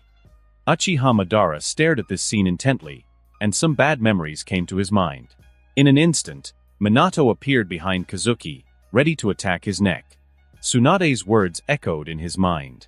"Fight with all you might, don't hold back. As long as I'm here, no matter how serious it is, I will cure you. And don't tell me later that you lost because you had to hold back, I won't buy it." Minato apologized internally, but his hands didn't hesitate, and his kunai launched itself towards Kazuki's back. He didn't want to hurt his fellow villager, but he knew that if he wanted to fulfill his dream of becoming Hokage, he would need to compete seriously, without reservation. But the next moment, Minato's eyes widened. Muramesa's blade had been faster than him, cutting through his chest before he could react. The situation had been reversed in an instant. From a distance, Minato, who had just teleported, looked at the wound on his chest, with a grave expression he had never shown before. Blood dripped slowly from the wound in his chest. Kazuki smiled and shook his head, and said softly, "Minato Aniki, I think I understand your fighting style now. The delay between the human eye capturing something and the brain reacting is about half a second for ordinary people. Minato Aniki, every time you shuttle, your body will be stagnant for a moment, but you use the human body mechanism I mentioned to preset the attack method in advance, and you can react faster than the enemy. Therefore, if someone has lower reflexes or reaction speed than you, they will be at a clear disadvantage. But the problem is, I seem to be pretty good at this stuff. So, do you want to continue, Minato Aniki?" Kazuki held his sword Muramesa, while speaking in a soft tone, but Minato felt a chill run through his body. The scene was silent. Every present was thinking about what Kazuki had just said. Has the Flying Thunder God technique been cracked by Kazuki? From what he said, it seemed like he just needed to react faster than Minato when the kunai approached, and then, just cut it off before it could teleport away. It sounds simple, and Kazuki did it just now, but when you think about it carefully, it seems that something is wrong. What the hell is this kid talking about? Jiraiya's eyes were dull, and he muttered to himself. Are you suggesting that, even in a defensive stance, your speed and reflexes are superior to Minato's on the attack? Jiraiya knew Minato's speed best, which was a level that even he couldn't get to. Even in the entire shinobi world, Jiraiya didn't think that any shinobi could surpass Minato in terms of reaction and speed. Maybe Jiraiya was right. But Kazuki was no ordinary shinobi. He was the result of an exceptional combination, based on Senju Tobirama, enhanced by the gifts of Uchiha Madara, Uzumaki Mito and others such as Shursui, Obito, Kakashi, Gai and Kakuzu. He was a prodigy, a true combination of the best of the Senju and Uzumaki bloodlines, further enhanced by the visual power of the Uchiha. His skills were unmatched. Although Tsunade didn't understand what Kazuki was saying, the speed of Kazuki and Minato had exceeded her reaction ability. Just now, she saw the golden light and the sword light flashing, and the result of the battle had been decided. She was never a kunoichi who specialized in speed, and that fight was clearly out of her league. But Tsunade suppressed her inner joy and tried her best to pretend to be indifferent. She waved her hand and said hypocritically, "Isn't this the talent of an average person? What's so surprising?" But in her mind, Tsunade had already started to roar and cheer for Kazuki. Jiraiya couldn't hold it anymore. Just when he wanted to turn around and argue with Tsunade, he saw Asuma's calm face. As if all this was really normal, Jiraiya's words stuck in his throat. He didn't want Tsunade to think he wasn't up to par, so even though his face turned red, he insisted, "This isn't over. No, it's not even close to over. Minato hasn't shown everything he can do with the Flying Thunder God technique yet. But no one paid attention to him. Instead, Orochimaru watched the scene with eyes full of excitement. After completing the wood release experiment, Orochimaru found that the research on Hashirama's cells could not achieve his goal, and he needed a stronger talent to touch the threshold of immortality. Orochimaru was already confused, but the talent shown by Kazuki made him excited again, and the desire burned in his heart. This is simply the perfect shinobi template created by the Six-Path Sage. He longed to have Kazuki and study him carefully from head to toe. On the other side of the shinobi world, Uchiha Madara was already celebrating. He no longer looked like the feared Shura of the shinobi world, who emerged from seas of blood. At that moment, Madara looked more like an excited father watching his son in a competition. In Uchiha Madara's Sharingan, Namake's Minato overlaps with Senju Tobirama. And Kazuki now completely matches the image of his younger brother in his memory. Senju Tobirama, your dirty trick can only work once. Uchiha Madara first cursed Senju Tobirama, then clenched his fists and roared to encourage. Kazuki, tell those Flying Thunder God technique users how sad and miserable the fate of those without the Uchiha clan Sharingan is. The spiral-headed white Zetsu on the side looked at Uchiha Madara, sighed, carefully closed the bedroom door for him, and shook his head. Do you want to continue, Minato Aniki? That question echoed in Minato's ears, somehow bothering him. It was as if Kazuki was asking him, do you still want to compete for the position of Hokage Minato Aniki? Minato had a fair character, but cold reality told him that when someone like Kazuki, several years younger than him, managed to defeat him, in a way it already proved that Jiraiya's line was behind Tsunade's.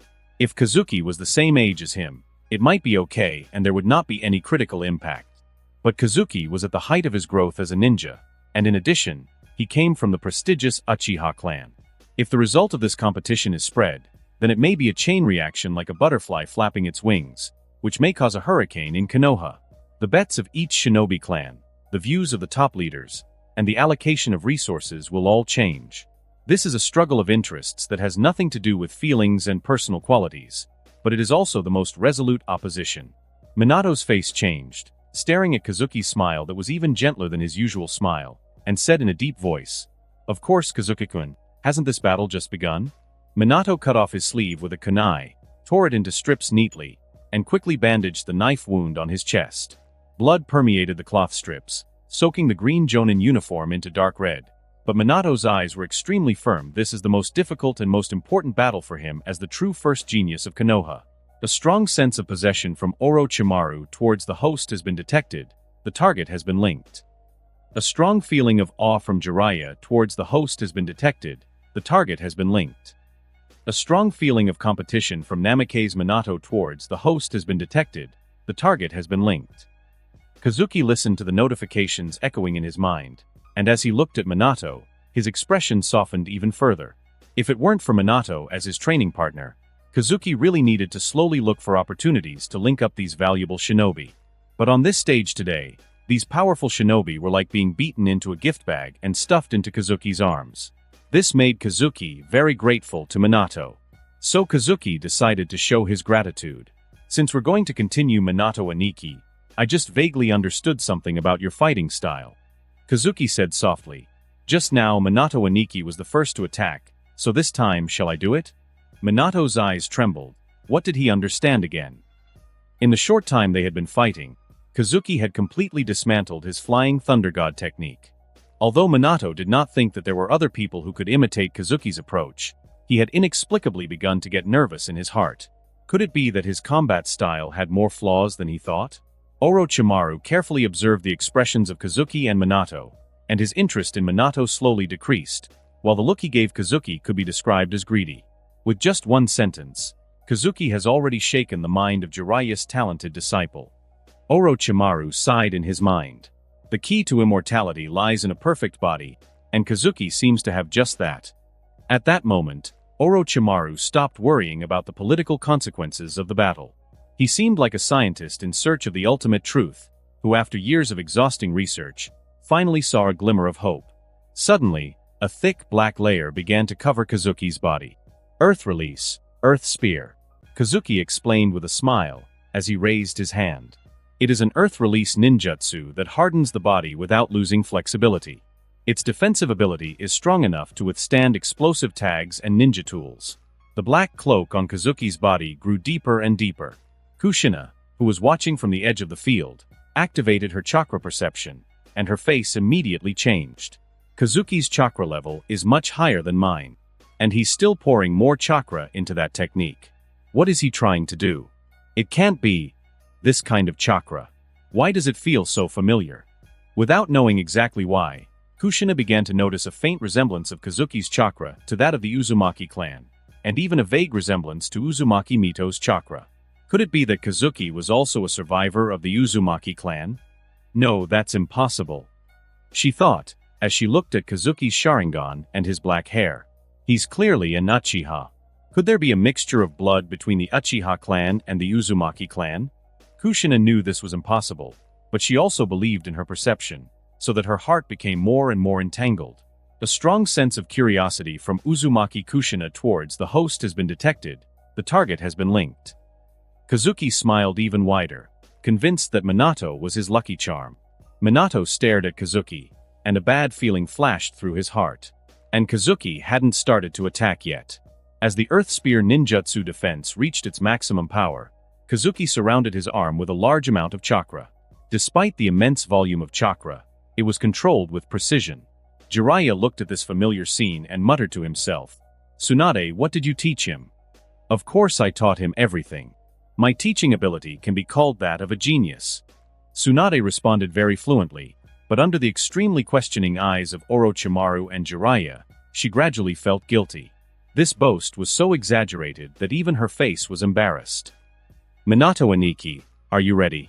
Kazuki asked with a smile as bright as the sun, returning the words Minato had said at the beginning. "Be careful, my speed and strength aren't bad at all." At that instant, the Muramasa sword in Kazuki's hands ignited into flames. In the blink of an eye, the fire rose more than 10 meters, with a tail of flames roaring in the air like a rampaging dragon. At that moment, Kazuki seemed to have transformed into another person. He abandoned his calm and calculating fighting style, becoming fierce and unrestrained. He completely ignored the kunai Minato had placed, and with his sword raised, he charged straight towards him. In the first 2 rounds, Kazuki was like a gentle and studious boy. But now, Kazuki radiated a presence of authority, like an invincible warrior dominating the battlefield. Minato's pupils suddenly shrank. He hasn't fully adapted to this drastic contrast, and the temperature of the flames made his breathing stagnate. Kazuki descended from the sky, and with a fierce movement, the Muramasa sword headed straight for Minato's head, accompanied by an unstoppable torrent of fire. After the impact, the earth cracked, and the flames devoured the ground in their path, destroying everything. The flying thunder god kunai hidden in that area also melted and shattered at that moment, reducing itself to useless fragments. "He's incredibly fast," Minato exclaimed, reappearing in a distant place where he had thrown another flying thunder god kunai, frowning.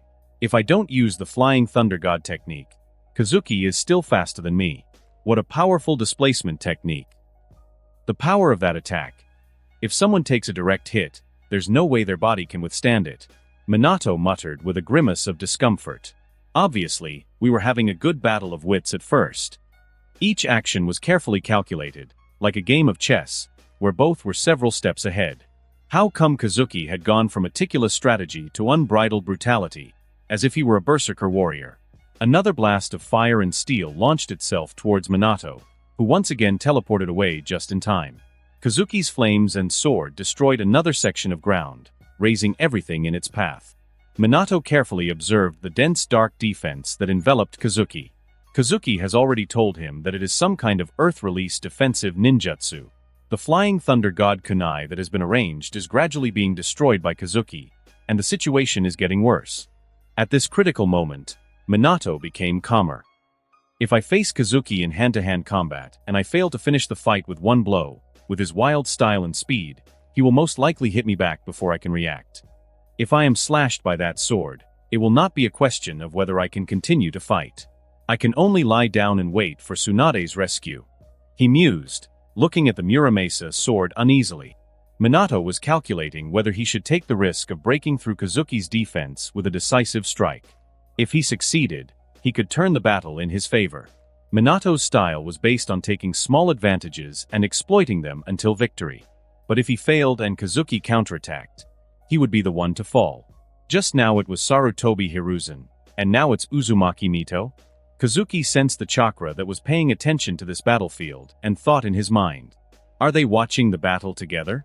Still in the Hokage building, Kazuki recalled the changes in Uzumaki Mito's attitude towards him in the past few days. Although he didn't fully understand why Mito treated him with such affection and pity, as if she owed him something, Kazuki knew that the old woman sincerely cared for him. What Kazuki didn't know was that with the rapid awakening of his Uzumaki bloodline, Uzumaki Mito's original idea gradually changed. But the only thing that remained unchanged was that poor Kazuki was the product of Senju Tobirama's forbidden technique. Kazuki looked around. The training ground had been torn to pieces by him. Tsunade looked at the blade in Kazuki's hand with hesitation. She wanted to stop the game. Not for anything else. Tsunade was afraid that if Kazuki's knife didn't hit the right place, she might not be able to save Minato. They were both high-speed ninjas, and in such a battle, it was difficult to control strength precisely. Kazuki noticed Tsunade's gaze and smiled. The violent flames wrapped around Muramasa were extinguished instantly. Kazuki gently threw Muramasa to Tsunade and said softly, "I can't control this power yet, Minato Aniki. Since it is a competition between brothers, I'd better not use it for now." Tsunade grabbed Muramasa's scabbard in a daze, feeling the remaining Kazuki's body temperature on it, and a strange feeling flashed through her heart. With just this one look, did Kazuki understand her inner thoughts? Asuma sighed. Tsunade and Kazuki didn't have a tacit understanding. The posture of holding the sword was not right. But there was no way. Tsunade was a sensei after all. As a disciple, what could he do? Minato narrowed his eyes. Was he being given a move? Jiraiya shook his head. In the end, Uchiha will always be Uchiha. Even Kazuki, with his personality, gets confident when he feels he has the upper hand. Tsunade gripped Muramasa's hilt tightly, nervous. Is it because of me that Kazuki will lose this battle? Kazuki-kun, I appreciate your kindness. Minato's eyes narrowed. If he eliminated Muramasa's threat, even if he failed to defeat Kazuki in a single blow, receiving Kazuki's counterattack would not endanger his life. At this moment, he launched a decisive surprise attack. Golden flashes flickered in the air, and Namake's Minato raised his speed to the extreme. Kazuki stood in place, the dark tomo of his Sharingan spinning rapidly in his eyes, waiting for the appearance of that golden flash. There it was. Amidst a shower of kunai, the golden flash appeared again. This time, Minato aimed at Kazuki's back and slashed with all his strength. If he had let Kazuki no longer use Muramasa and still lost, then some things would become quite awkward. Huff. Minato slashed with all his strength, breaking the dark shell covering Kazuki and leaving a bloody mark. Bang. But Kazuki's powerful fist also hit Minato's side. Even though Minato had done everything he could to mitigate the blow, the impact was so strong that it fractured several of his ribs. Minato, enduring the pain, watched as a green light emanated from Kazuki's hands, healing his wound. Immediately, the Earth Spear ninjutsu covered Kazuki again, as he took the initiative to rush towards him. It was at that moment that Minato realized the biggest problem. Both could hit each other, but the difference in the damage they could inflict was obvious. Asuma shook his head with emotion and said leisurely, "That's Kazuki. He really has a great handle on the situation." Jiraiya and Orochimaru were a little overwhelmed. If before, Kazuki's cunning in combat could be considered a display of brilliant strategy, now his fighting style was very similar to Tsunade's. He was not afraid of being hit, he had immense strength, and his strategy was to exchange damage, relying on his stamina and power. Because of the pain, his movements were slow, and Minato was hit by Kazuki again. There is no other option. I will have to use that technique. It will be perfect against Kazuki's defense. I just need to increase the intensity of my lightning attribute chakra. Minato gritted his teeth and shouted fiercely. Spiraling Flash Super Round Dance Howl Style 3. The golden lightning covered Kazuki in an instant. Kazuki's defense technique began to rapidly crumble under the intense stream of lightning-type chakra. This time, Minato managed to inflict significant damage on Kazuki. Kazuki had many cuts on his body, but he didn't rush to fight back. Instead, using his Sharingan, he fixed his gaze on Minato's position, calculating the perfect moment. When he saw an opportunity, he launched a devastating blow against Minato. Minato was sent flying and fell to the ground, kneeling, unable to get up. The battle is over. But Kazuki was not satisfied. He was not satisfied at all. From the target Jiraiya, you get Earth Release, Swamp of the Underworld, Wild Lion's main technique, Needle Jizo. From the target Orochimaru, you get Orochimaru-style body replacement technique, Soft Physique Modification, Hidden Shadow Snake Hands. From the target Uzumaki Kushina, you get 4 Symbol Seal, Fire Sealing Method, Contract Seal. From the target Namikaze Minato, you get Motor Nerve Enhancement, Speed Enhancement, Dynamic Vision Enhancement. As for Tsunade and Asuma, it seems they were already so used to this that they didn't offer any reward at all. Uzumaki Mito, watching silently, remained calm. Even Sarutobi Hiruzen did not dare to make a sound, trying hard to suppress his emotions. Was that all? Was that also considered a big reward? Since he was unhappy, Kazuki was going to make a scene. Kazuki stared at the Flying Thunder God mark on his wrist, left by Minato, and raised the corners of his mouth. He thought of a funny script. "Don't worry, kid. Although this mark is difficult to remove, I'm here. It's not a big problem." Senju Tobirama comforted Kazuki, but his eyes suddenly widened. Inside Kazuki's body, the dormant Uchiha power once again rioted at this moment, as if he was very dissatisfied with the Flying Thunder God mark engraved on his body. Unprecedented irritability. Senju Tobirama was startled and cursed with gritted teeth. "Damn Uchiha Izuna, that's not my Flying Thunder God." Senju Tobirama quickly transmitted his power to Kazuki. "Kazuki, accept my power, quickly." He still remembered that after Uchiha Izuna's devilish nature took over last time, Kazuki began to think too much, thinking about the falsehood between the shinobi world and history, which made Senju Tobirama a little scared. If Kazuki becomes possessed by the devil one day, who in the shinobi world can stop him? At that moment, Kazuki's chakra continued to surge, and the Uchiha bloodline intertwined with Senju Tobirama's power in a moment, colliding and releasing their immense power without restraint. The more Kazuki forced the use of his ocular power, the more violently Tobirama injected his own energy. The Uchiha Madara bloodline also responded with increasing excitement, both fighting for control over Kazuki. Meanwhile, Kazuki stood there silently, staring at the Flying Thunder God's mark on his wrist. His eyes were no longer gentle, and his smile was no longer on his face, as his chakra continued to rise to terrifying levels. At that moment, Kazuki's expression resembled the ruthless coldness of Senju Tobirama or Uchiha Izuna when they were enraged. There was an indifferent killing intent in his eyes, as if he had experienced decades of massacres during the Sengoku period. Something had changed. An unknown Kazuki had emerged. "Kazuki, can you hear me?" While Senju Tobirama was violently infusing his power into Kazuki, he kept shouting, "Kazuki, Kazuki." Not hearing the familiar voice, Senju Tobirama couldn't help but become more anxious. At that moment, Tobirama realized something important. He had been inside Kazuki for so long, and whenever he spoke, Kazuki never failed to respond. No matter if Tobirama's words were harsh, sarcastic, sensitive, or just joking, Kazuki always responded with a smile. Even when he could block out his perception, after that first instant when they met, Kazuki never did it again. It was as if he wasn't afraid of Tobirama seeing anything he did, so transparent and carefree. But now, Tobirama could not get a response from Kazuki, and even the vision he had been sharing with Kazuki began to blur. "Uchiha Izuna, what on earth do you want to do?" "I say it again, that is not my Flying Thunder God mark." Senju Tobirama roared, but he had already understood Kazuki's changes in his heart, and even felt a little wronged. Uchiha Izuna, who was killed by him with the Flying Thunder God technique, had his chakra lurking in Kazuki's body. Despite being constantly suppressed by Tobirama, Izuna still attempted to possess Kazuki's body in moments of weakness. When Uchiha Izuna was dying, what he talked about most was the Flying Thunder God technique, Senju Tobirama, and Uchiha Madara. And now, Namikaze Minato has engraved the Flying Thunder God mark on Kazuki's body. Honestly, putting himself in Izuna's shoes, Tobirama understood perfectly why he would be so furious. It was an incredible humiliation. Namikaze Minato's way of angering Uchiha Izuna has been silently memorized by Senju Tobirama. Hokage Residence. Sarutobi Hiruzen was really shocked at this moment.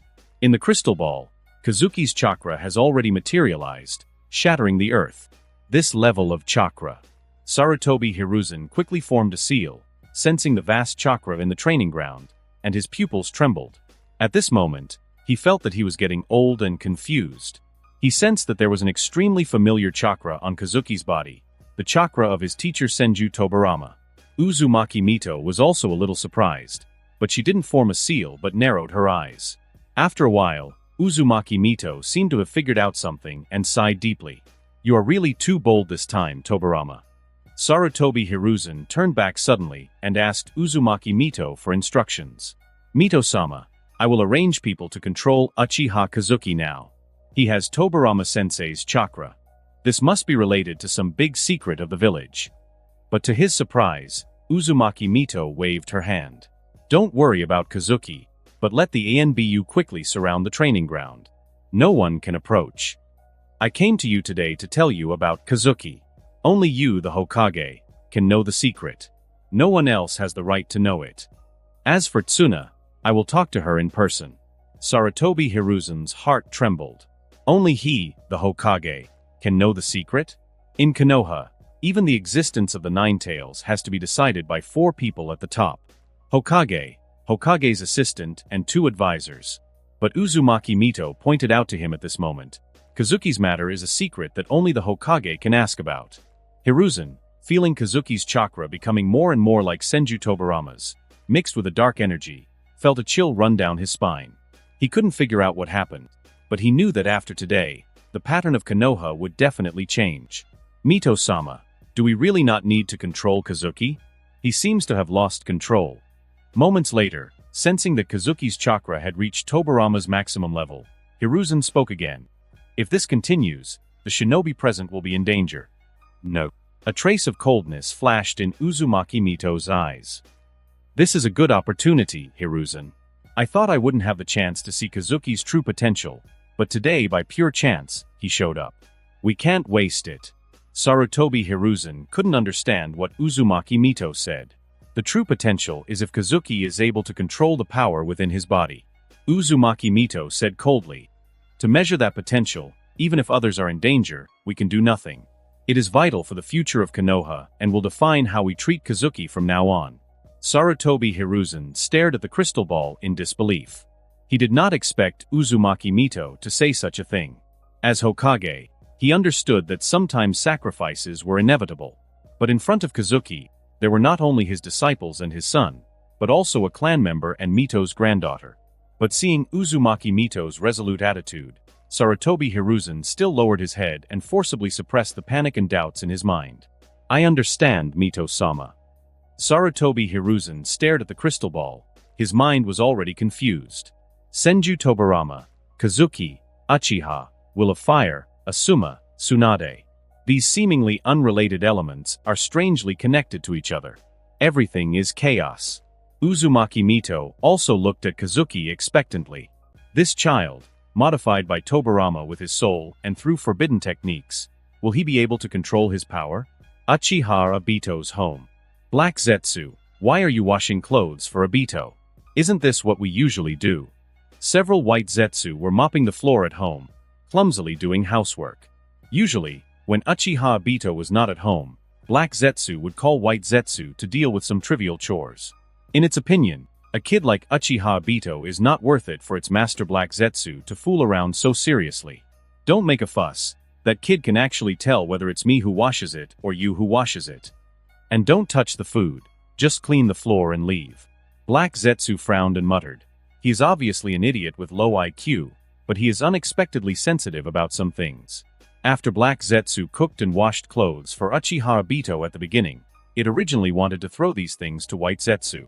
But not to mention food, even clothes. Uchiha Obito keenly noticed the change in the way of washing and ran to ask Black Zetsu nervously if he was feeling unwell.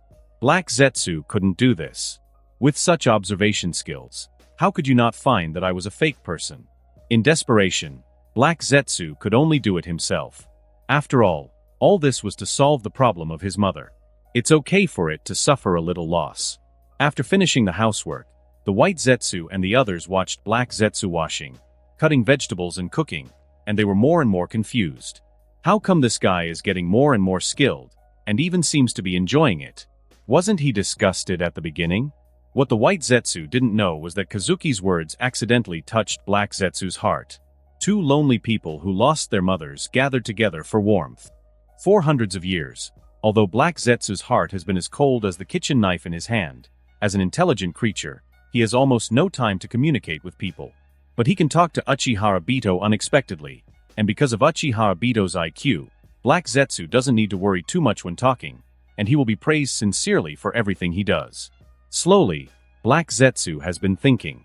After the Eye of the Moon plan succeeds, perhaps I can try to save Uchiha Obito's life.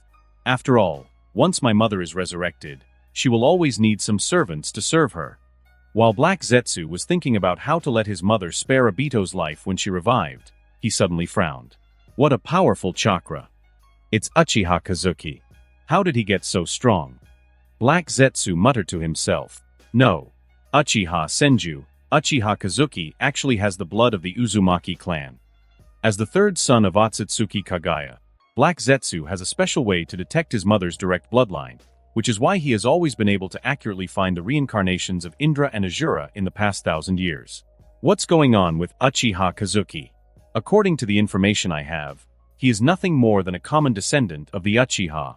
Suddenly, something clicked in his mind, and he comforted himself. Double reincarnation, a special double reincarnation. But Black Zetsu could not ignore that if Kazuki was a double reincarnation, how to explain the blood of the Uzumaki clan? As the mastermind behind the shinobi world, Black Zetsu's logic has always been extremely clear, and it will not allow itself to relax any details. And that day, the words that Kazuki and Uchiha Obito said flashed through its mind again. Redemption, mother. Uchiha Kazuki is not right, not right. At this moment, even Black Zetsu, who knew the 1,000-year history of the shinobi world, was confused. He couldn't understand who Kazuki really was.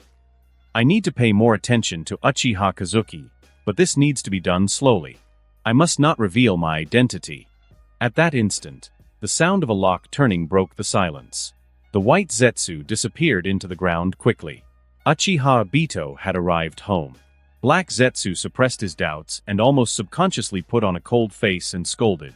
You still remember to come back? Where did you go again? Wash your hands and eat. I've been waiting for you for a long time. Uchiha Obito laughed foolishly. He sweated all day in the training ground just to hear this sentence. In the roots. Shimura Danzo felt the chakra soaring into the sky and stood up suddenly. What did he sense? The chakra of his sensei and his idol Senju Tobirama. Danzo's biggest regret in life was not having become Hokage. Not only to prove that he is stronger than Sarutobi Hiruzen, but also to prove to Senju Tobirama that he is no longer the Danzo who missed the position of Hokage because of cowardice. Roots. Full mobilization. Shimura Danzo's eyes were full of doubt. At this moment, he stood up and ran towards the training ground. How is it possible? How is this possible? Shimura Danzo suddenly remembered that Sarutobi Hiruzen sent Hatake Sakumo to seize all his research materials, and even abducted the experimental subject who awakened the wood release. Monkey, you don't let me do human experiments, but you yourself are studying the master. Shimura Danzo became more and more angry. As the assistant of the Hokage, he didn't know about this at all. Damn monkey, damn Hatake Sakumo. Shimura Danzo roared in his mind, and his pace became faster and faster. It was just that the ANBU were much faster than the route, and they had formed an airtight encirclement near the training ground. And at the other end of the shinobi world, Uchiha Madara was stunned when he saw the flying thunder god mark on Kazuki's arm. He couldn't accept that Kazuki, the reincarnation of Izuna's chakra, was being soiled by that despicable technique. But before he could get angry, Kazuki lost control before him. Izuna, you've suffered so much. Madara muttered, partly melancholy, partly helpless, looking at Kazuki. Even though he was the Shura of the shinobi world, he couldn't come to Kazuki's side at this moment to help him eliminate Namikaze Minato and Senju Tobirama in his body. These two despicable flying thunder god practitioners. Uchiha Madara stared at Kazuki. At this moment, Kazuki seemed to have two competing forces on his body. Senju Tobirama's chakra became more and more powerful, so that the aura of the Uchiha clan was gradually suppressed. Inexplicably, Uchiha Madara recalled the scene when his brother offered him the Mangekyo Sharingan. At that time, Uchiha Madara was as powerless as he is now. Unable to protect the seriously injured Izuna, and unable to defeat the powerful Senju Hashirama, he could only accept the heavy gift with tears. Even though Uchiha Madara later replaced his brother's eyes, he still kept a trace of pupil power that was not fused and sealed in his body. He had to remind himself all the time where his eternal Mangekyo came from. Uchiha Madara clenched his fists. His eyes seemed to blur, and he lifted the seal on Izuna's pupil power in his body. Feeling his brother's breath, Uchiha Madara stared at Kazuki, as if he could send his pupil power to this new brother. Izuna, come on, you must defeat the damned Senju Tobirama together with Kazuki. Your older brother is watching. On the Konoha training ground, Kazuki stared at the flying thunder god seal on his right hand indifferently. His chakra surged, but he did not take the next step. He was waiting. Although he possessed the blood of Uchiha Madara and was in a phase of power explosion, he still needed time to fully develop it. That explosion of power did not happen in days, but in years. Both Hashirama and Madara became legends between the ages of 15 and 25, a process that took them almost a decade. Facing the chakra of Tobirama with the blessing of Bond.